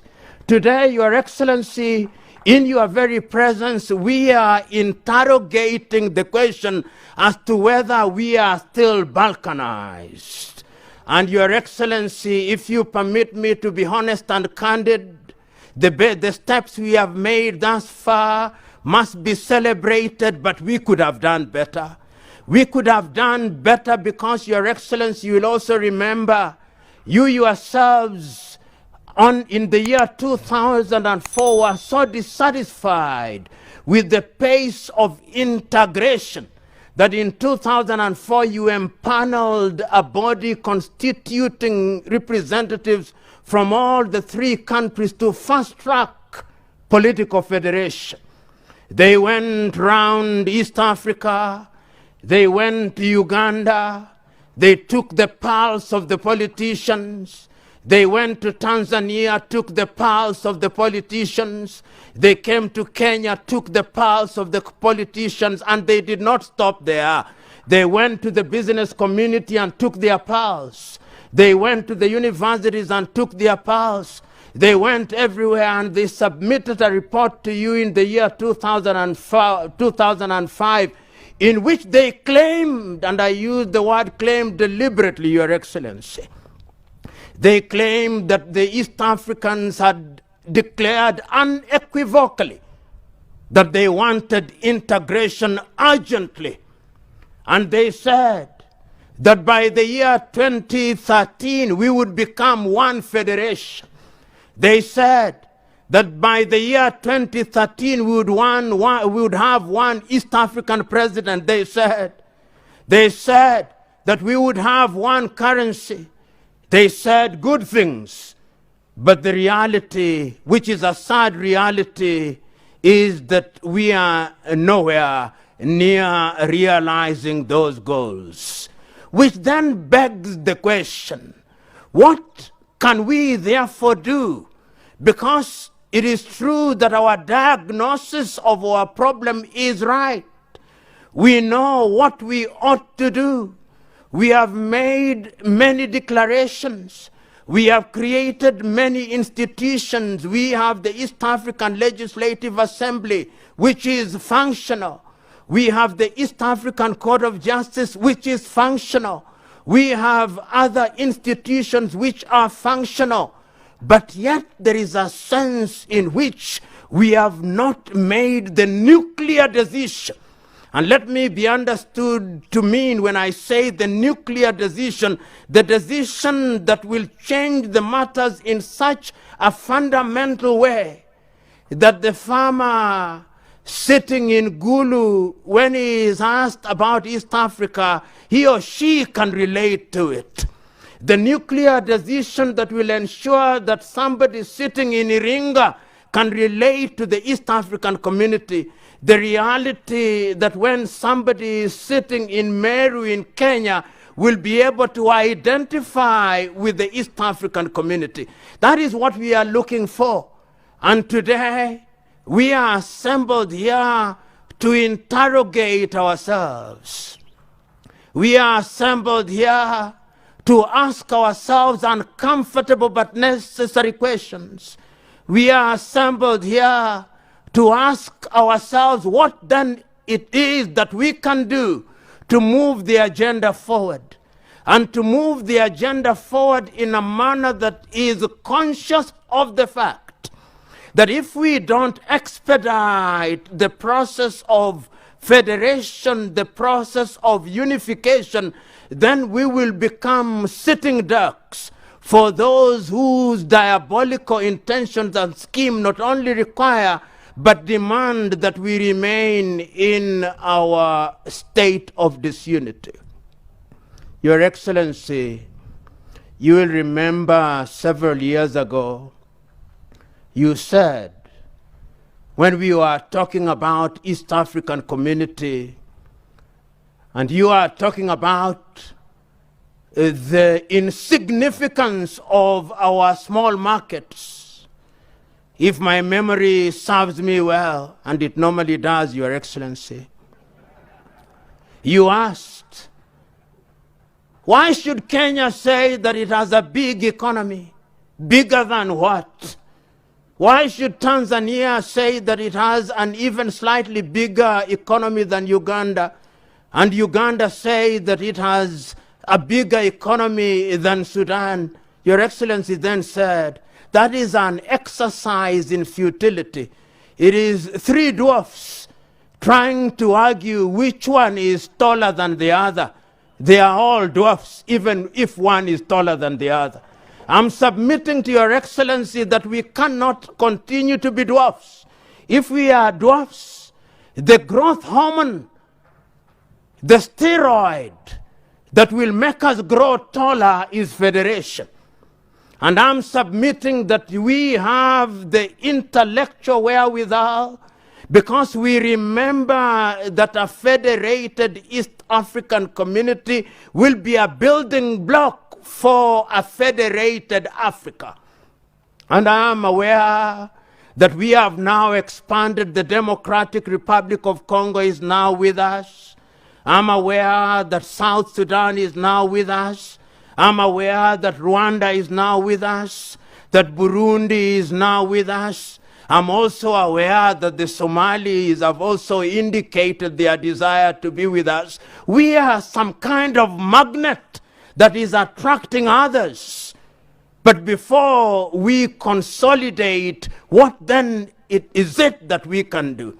Because, Your Excellency and honorable members here present, we must remember that as we are talking about Federation of East Africa, there is no shortage of individuals out there who would not want us to unite. If you did not know, but I suspect you do, there is a new scramble for Africa. That scramble for Africa requires and demands that Uganda remains alone, that Tanzania remains alone, that Kenya remains alone. The only way in which we can immunize ourselves against the diabolical machinations of the new scramblers for Africa is our unity.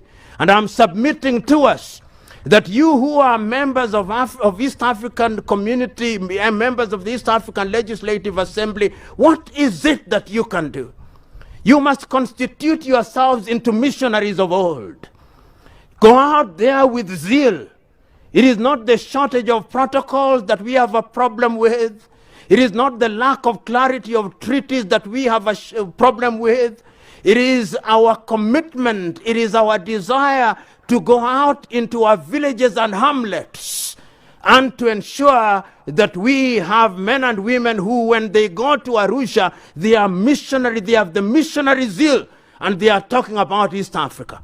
I now know that in the interim period, IALA members are elected by respective parliaments. I look forward to the day when that will be a thing of the past and you shall be elected by universal suffrage. I look forward to that day because it is only in those days that we'll then be able to animate the people of East Africa so that they are better able to appreciate that there is an agenda in Arusha which must be undertaken. I look forward to that day. I look forward to the day in parliamentarians in the respective countries when what happens in Arusha is much more important than what happens in Kampala. You know, sometimes we protect very little things. I remember an old story. Many times when we are told you want 100% of a rabbit, you think 100% of a rabbit is bigger than 10% of an elephant. I'm urging you to go for 10% of the elephant, that East African Federation, because it is only in that way that we will be able to change this continent. Your Excellency, I remember on the 6th day of March, 1997, the former president of Tanzania, Mwalimu Julius Kambarage Nyerere, was invited on the occasion of the celebration of the 40th anniversary of the independence of Ghana. And on that day, Mwalimu was as enlightened as he was visionary, as he was passionate. He said, "The generation to which I belong made their contribution. We made our contribution by midwifing our respective countries from the womb of the colonizers. In the process, we made many mistakes, but in the process, we also made many things and made monumental contribution to the process. It is the duty of each generation to recognize what their duty is. Our generation did their part. This generation must now take Africa to the next level." Mwalimu proceeded as he was speaking to say, "Whenever I travel outside of the continent of Africa, nobody cares about our Ugandan-ness. Nobody cares about our Tanzanian-ness. Nobody cares about our Kenyan-ness. Nobody cares about our Congo-ness. They only care about our African-ness." And to me, the statement, therefore, is nobody cares about our little countries, but they care about our East African-ness. History has placed upon our laps the opportunities to make a change. And Your Excellency, as I conclude, because conclude I must, you are now the elder statesman in East Africa. We know what the legislators must do. We know that they must legislate. Permit me now to use this occasion to address you directly with due respect. When history is written, Your Excellency, I want it to be said of you that as the elder statesman in East Africa, you presided over the creation of an East African Federation. Let it be said of you that during your watch, that is the period during which we had an East African currency. Let it be said of you that is during your watch that we had one East Africa with one president. Let it be said on you. Your Excellency, I look forward to those days, and I'm asking the heavens to preserve me that I may see them. Your Excellency, we are in a good space, and I have no doubt that those of us who are assembled here today will be able to say that East Africans are hungry and thirsty for a federation. Let us be the midwives that will ensure that that is achieved. Thank you very much, and God bless you. I'm a king, yes, I'm a king. I'm a king. In Greek of old, you will have heard that the population was categorized into different segments. There were idiots, and there is never a shortage of them. And the idiots' greatest claim to fame is that they do not care about what is happening in their country. They do not care about what is happening in their surroundings. They are prepared to make shortcuts. They live as if the world belongs to them, and they destroy their societies. They are toxic to their societies. The second category of the population are tribesmen and women. These are individuals whose worldview is defined by ethnicity.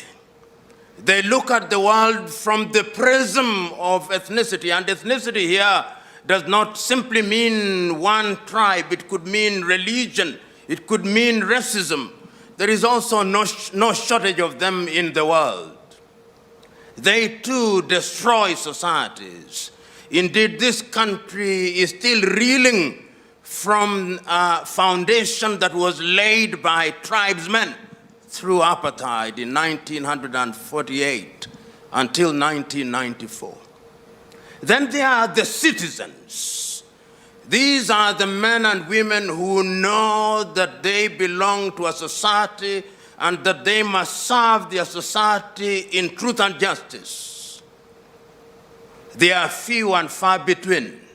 And I want to believe that this evening I'm not addressing idiots, I'm not addressing tribesmen and tribeswomen, I'm addressing citizens.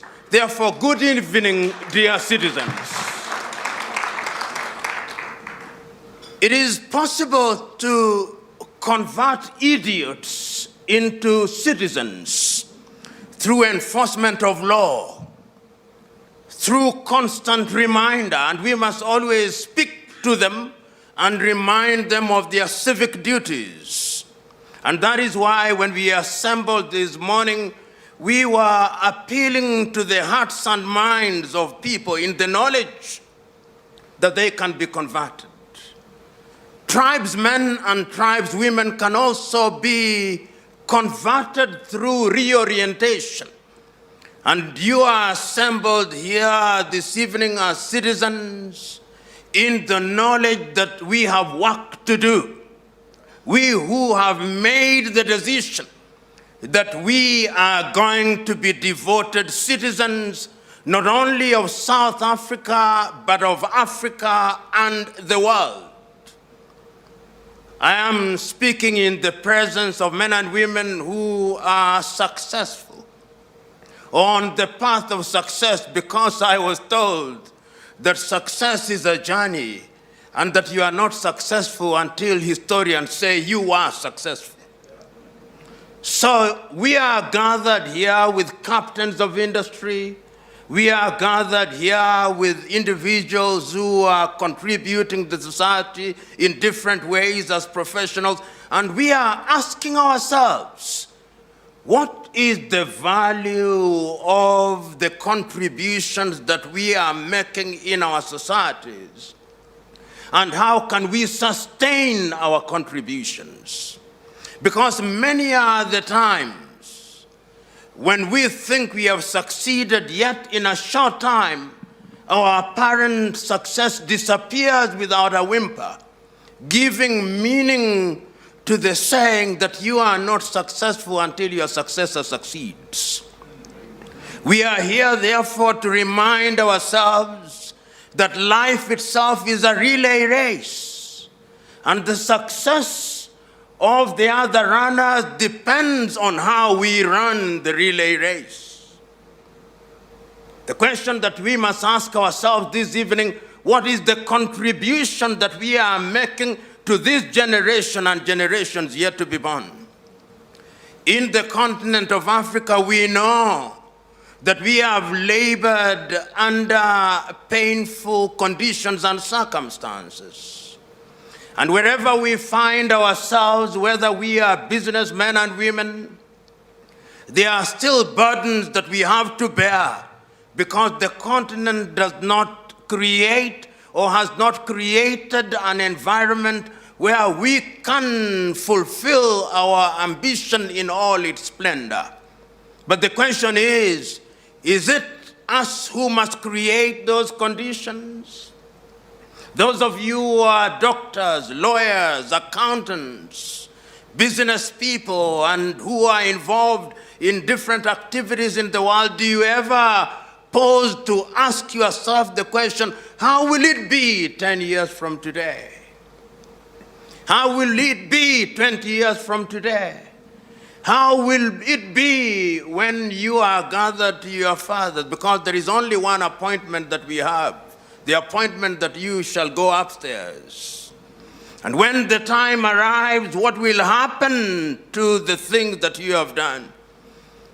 You will remember this story told of Alexander the Great, called the Great because before he attained the age of 36, he had conquered the known world. And he went into India, tried to conquer India. Then he died, and as he was on his deathbed, his would-be successors were beginning to think about succession. And he instructed his doctors, so the story goes, that when I die, I want it to be that I am laid down in a coffin with my hands stretched out. And let the doctors be the one that carry my casket to the grave, to tell the world that with nothing I came and with nothing I shall leave. And to tell the world that when death visits you, not even the best of physicians can save you. The story of Alexander the Great tells us that it is an irony in life. We come into the world crying with nothing in our hands, and we spend all our time looking for things, and on the day that we leave as we came with nothing. So we must ask ourselves the things that we have accumulated here on earth for the sustenance of our very being in this earth. To whom shall we bequeath them? Because we shall not live with them, yet we must accumulate them. Even the bodies that you have accumulated them here on earth. Your real body is accumulated here on earth. You came a little baby without teeth, and without teeth you shall live. That is the reality of the world. So this evening we are asking ourselves fundamental questions as Africans, because we have a role to play for this continent. You know, as Africans, we ask ourselves, how can we make this continent a continent which is a magnet, which attracts us and makes us retain our people in this continent? That is our constant struggle. When you have an African passport and you travel to Europe and America, the likelihood is that you may be called aside and asked unnecessary questions simply because you come from an African continent, of the continent of Africa. When you apply for a visa, if you want to understand torture by ordeal, apply for an American visa, Australian or a British. The number of questions that you are asked, including the age of your great-great-grandfather, among other things. And the reason is simple, because we have not succeeded in harnessing our resources. The good pastor has just told us about a conversation that he had with his children, and that conversation is a conversation that is held at the tables of many middle-class families in Africa. And I know many parents who, when they see their children off at airports, whether it is at OR Tambo or Kotoka in Accra or in Njili, in Kinshasa, they say, my son, go, never come back, never come back. Why? We must ask ourselves.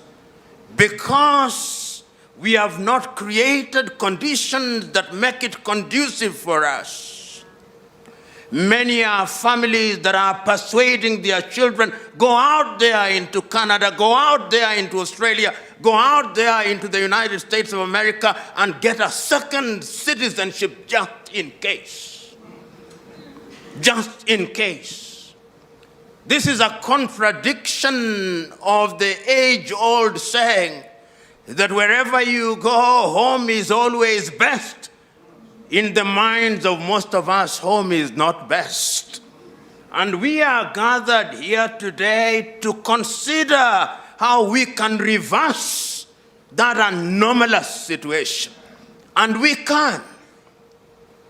This morning, we had the honor and privilege of witnessing some of our people being recognized for the contribution that they have made to the South African society. The good lady who owns the football club. You will possibly liberate our young men and women from Manchester and Barcelona and Real Madrid. Because how can it be that football is a multi-billion-dollar industry, but it is only a multi-billion-dollar industry in Europe? Why can't we make it a multi-billion-dollar industry here, so that our young men and women can come to South Africa and make it a multi-billion-dollar industry? It can be done. And you are blazing the trail.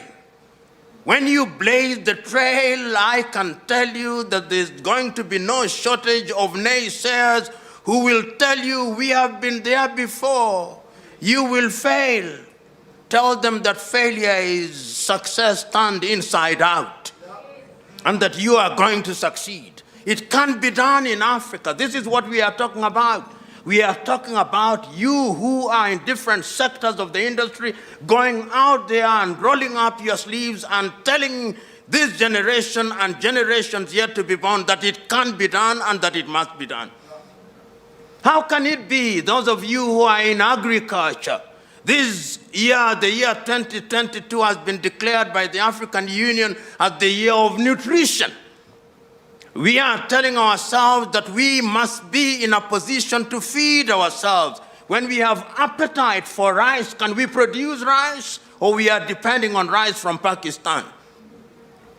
When we have appetite for sweet potatoes, are we importing the sweet potatoes? These are the questions that we must ask, because Africa must be able to feed herself. If you can't feed yourselves, you cannot be respected. If you cannot take care of your affairs, you cannot be respected. And we are talking about leadership and the future. Today, as you sit where you are, I want you to ask the question which I ask myself on a daily basis. Suppose the angel of eternal life, I don't want to call him the angel of death, the angel of eternal life came to you and said, Madam, gentlemen, you remember Christ telling us that there are many mansions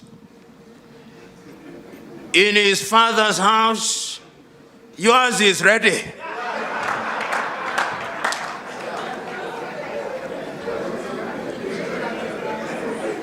Yours is ready. Are you prepared to go?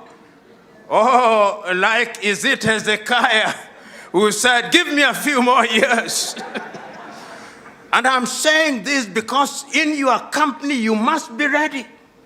Are you preparing the successor generation? And how are you preparing the successor generation? Because one of the greatest disadvantages that we have in Africa is that we are always starting things. One generation starts and it ends, another generation starts and it ends. I know that the gathering here is a gathering of men and women who believe in God, but one of the adverts that I love is Johnny Walker, born in 1862, and is still walking strong. And the reason why I love it is because there must have been a succession plan. There was a succession plan. That is why nearly 200 years later, they still claim that they are making the same flavor as it was in 1862. Do we have companies that will go to heaven with us? Of course, the companies will not go. They'll just suffer here, bankruptcy and insolvency and all. These are the questions that we must ask ourselves. And I'm suggesting to us that those of you who are in industry, all of us must have this succession plan. Because that is what leadership is all about. Leadership is about preparing the next generation. Leadership is about creating an environment that ensures that those who come after you are better than you. And there is no greater recompense for a founder than to create an environment where those who are following him or her are going to thrive in a much more robust environment. Today, Africa is asking herself many questions, and these are questions that were asked. They are foundational questions. Foundational questions because when we were fighting to regain our independence, we were making promises to ourselves that we would be in a position to feed ourselves. We would be in a position to exploit our resources. We would be in a position to create our institutions. The question is, are we doing so? I remember in that very spirit, in 1980, African leaders sat in Lagos in Nigeria and came up with what was called the Lagos Plan of Action. The Lagos Plan of Action, which was to run between 1980 and the year 2000, had one promise, that we are going to ensure that there is intra-African trade. And when you want to have intra-African trade, there must be free movement of peoples. There must be the open skies. After the Lagos Plan of Action, we had the Yamoussoukro Agreement in Yamoussoukro in Cote d'Ivoire about the movement of aircrafts in our spaces. We had the Kigali Agreement on the free movement of persons. We had the Maputo Declaration. We had the Malabo Declaration. No shortage of declarations about what we are going to do. No shortage. But the question is what have we done and what are we doing? Then in the year 2013, and it's not lost on me that your fellow South African was presiding over the African Union at that time. Nkosazana and Dlamini Zuma was the chair of the African Council at that time. And we came up with Africa Agenda 2063. That is Africa's grand agenda. If there is anything that we have now promised ourselves is 2063. When I look at the men and women who are present in this assembly, in 2063, we may have this gathering upstairs, all of us. There is no doubt about that, because nobody lives as long as Methuselah. But we can make our contribution now, because in order to get 2063, we've got to break it down into year 1, year 2, year 3. It is cumulatively that we do it. There is a great African saying which I love, that when a river gets into the ocean, it loses its name. We are mere rivers getting into the ocean of life. And when we get into the ocean, we no longer talk about rivers. We talk about the ocean. And we are telling you that that is what we must do under Africa Agenda 2063. And what are we saying about Africa Agenda 2063? That we as Africans shall have a respected respected and a respectable voice in the world scene. And what does that require? That our politics is right. We elect men and women who can serve us and who know that service is leadership, that we can feed ourselves, that we can take care of our affairs, and that we can participate in the world affairs on an equal footing with others. And that is only going to happen if you men and women who are present here and others who are elsewhere recognize that Africa must begin to trade with ourselves. We now have the Africa Continental Free Trade Area. And we are telling ourselves under the Africa Continental Free Trade Area that we are going to eliminate tariff and non-tariff barriers. That if I have a product like rooibos, which you produce in South Africa, that product is going to get into Banjul, the Gambia, without any tariff and non-tariff barriers being imposed on it, so that we are able to trade within Africa. Otherwise, it is still cheaper to get an item from Shanghai in China, bring it to the continent of Africa, and it's still cheaper than getting an item from Namibia. This is what we are promising ourselves. We are promising ourselves that all these currencies that we have, including your rand, will disappear without a whimper, or with it. But disappear nevertheless, so that we are able to come up with one currency. It can be done.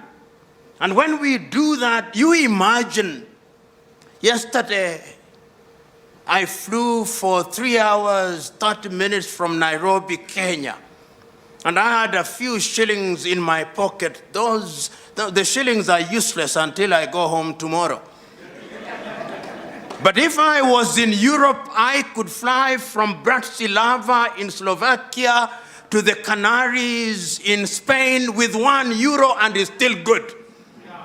Nobody would be asking me, what has brought you to South Africa? Is politeness that underneath it is questioning my intentions? Have you been to South Africa before? Yes. For how many days are you going to stay here? At which hotel? Who invited you here? I have a booklet for my entry to explain my intentions when I come to South Africa. And when you come to Kenya, it's the same thing. You go to Mozambique, it's the same thing. I look forward to the day that I can wake up in the morning and I'm saying I'm going to Kinshasa in the Democratic Republic of Congo. And it can happen. As long as you create these artificial boundaries, then we want to see what is happening in South Africa. Our curiosity is raised in that way. And when that happens, what is going to happen is that the South African expertise is going to be used for purposes of building the expertise of people in Zimbabwe, in Mozambique, in Eswatini, in Namibia, in Angola. So they won't want to come. They will only come as citizens to enjoy Cape Town and to enjoy Durban and to enjoy Port Elizabeth, which I think should be renamed anyway. These are the kind of things that we are talking about. So, ladies and gentlemen, I hold the view that when we talk about leadership to leaders, you are leaders. And that is why it is very easy to talk to you, because I'm not telling you anything new. But what I've discovered about these self-evident truths is that they must be repeated, because we have the tendency to forget. You know, you are also men and women of faith. At one time, I was listening to a sermon and I thought that the pastor was inspired on that day. And he told his audience that we are very happy that you are present in this congregation. And don't delude yourself for one moment that you are pure. And you should see people in church, particularly when it's the day of the Holy Communion. When the song has been sung and they have been invited to the altar and they take this pose, they rival the angel Michael, Gabriel, and Raphael combined in sheer pity. they are going to take the body of Christ. The pastor told us, no, you are the sinners who are present in this assembly, and your greatest claim to fame is that you have recognized that you are sinners and that you have come to hostel that you may be cured. And I think there is wisdom in that. You are leaders who have recognized that you ought to do something in your own community, and I'm inspired this evening to tell you that you are great because you have exercised the ghost of arrogance. You have exercised the ghost that resides in our hearts that makes us believe that we have the monopoly of wisdom and knowledge. And you have come to this assembly in the knowledge that you want to be reminded of the things that you know. Because when you are reminded, it energizes your spirit and intentions. Ladies and gentlemen, I have no doubt in my mind, as I said, we live in a world where there are idiots. You are not idiots. We live in a world where there is no shortage of tribesmen and tribeswomen. We live in a world where we need devoted citizens. You are those devoted citizens. We live in a world where we have a duty to go out there in humility to try and persuade our men and women who have resident in them the ghost of idiocy and the ghost of tribalism, so that we may expel those ghosts, so that they may go and seek residence in the pigs that are waiting out there, and they may be available for being oriented to be devoted citizens. So you who are here, think of Africa. Don't think of South Africa, which has a population of only 58 million or 60 million at best. We are 1.4 billion. 1.4 billion. That is a market. But it is only a market when people have money in their pockets. So you imagine that you are a business person in producing a product and you have a market of 1 billion. That is how China gets it right. 1 billion people consuming an item. It can be done. It has been done. Today, the Mecca that all middle-class people want to visit is Dubai. Dubai, as the good pastor said, was a desert 50 years ago. Today, they have converted the desert into something that is a magnet. In your own neighborhood here in Mauritius, Mauritius is becoming a magnet with a population of no more than 3 million. In your neighborhood here, Seychelles is becoming a magnet with a population of no more than 800,000. We can do it, and it is all of us combined that must do it. And the beauty of the world is that everybody has their work cut out for them. There are those of you whose duty it is to go out there and make millions. Behold, make millions. There are those of us whose duty is to irritate you on a daily basis that you may make millions.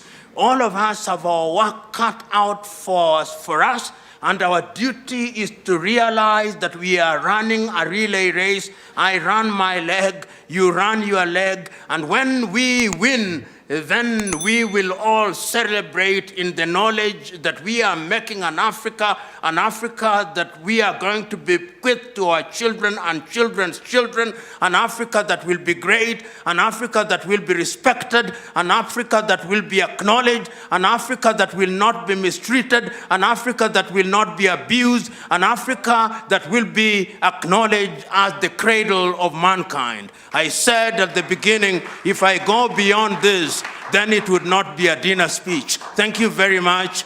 Dinner will be served shortly. Thank you very much. God bless you.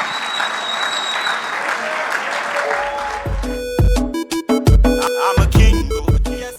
There is no one-size-fits-all democracy. I hold the view that each society's system of governance must be informed by her realities. When we talk about democracy, even here in Africa, we use foreign tongues. We are speaking in English, therefore we say democracy. Some will be speaking in French. I always ask people in Africa, in your mother tongue, what is the word for democracy? And I'm much more comfortable with the word governance. How do you govern yourselves? The post-colonial African state finds ourselves sometimes in a very difficult position because you are a multi-nation state. You go to a country and you find different nations which historically had different governance systems. But we have chosen after 1963 to make good of what we have. We have a lemon, we make ourselves lemonade, if you allow me that analogy. So you allow your specific circumstances to define how you are going to govern yourselves and to make sure that the governance system you use is acceptable to the critical majority of the people. Will it be perfect? No. Perfection is a goal that we aim at, never achieve. The history of post-genocide Rwanda after 1994, so far is good. And I use the word so far. Let us not imagine that things have been solved for all times. There are forces within and without Rwanda that would want to disturb the calm that is there. And we must be eternally vigilant to ensure that those forces are not given the oxygen to thrive. Being aware of that, it is also important to embrace systems that try to include. In the case of Rwanda, one of the things that I think can inform governance itself is how Gashasha was used. Look at the tribunal in Rwanda, which was based in Arusha. If we had been following that model, how many people would have been tried? And even if you convicted people, how would you have restored calm in the society? But when the society took the view and went back to the history of Rwanda and said, we have a system. This system says that if you committed a crime and you come out and admit that crime, you who are the perpetrator of the crime, we will rehabilitate you. If we could use that and deploy it in the manner in which we organize our affairs, then I think we can solve many problems. I hold the view that it is important to learn those lessons and always to remind us that even when there is good, evil is alive and well, seeking to destroy the good. So our guards must be up and our guards must remain up. We have now turned the art of complaining into a science, and we must stop that. We must tell our story and invest in telling that story. We don't. So that we are, as it were, wedded to what we call international media, to BBC, France, Al Jazeera, and all these. And we can keep on complaining until the cows come home. So the time is now for us to have media that tells our story, because that is what we want the world to know about us. Are we investing in that? We are not.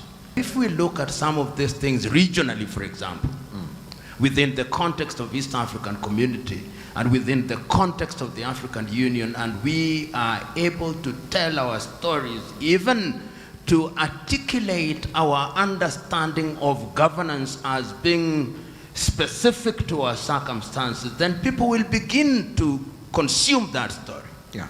We don't. So I think the time has come that we must stop agonizing and begin organizing. I watch news about Africa in different media, and you can see that people invest in this thing. You have somebody, whether you like them or not, in Al Jazeera. He's actually based in Kigali. But take any typical African media. They'll be in Nairobi and reporting about an event in Rabat, Morocco. They don't know what is happening. They're just listening to other media, and then they pick it up and present it as their own. In conclusion, The time is now. Tell our story. Tell it in a manner that is believable.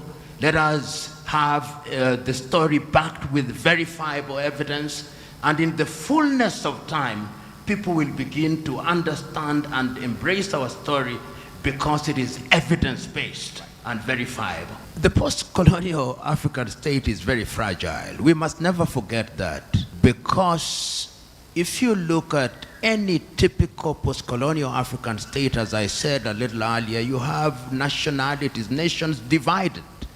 So if you look at the situation, for example, in the Democratic Republic of Congo, you'll find one ethnic group on either side of the border.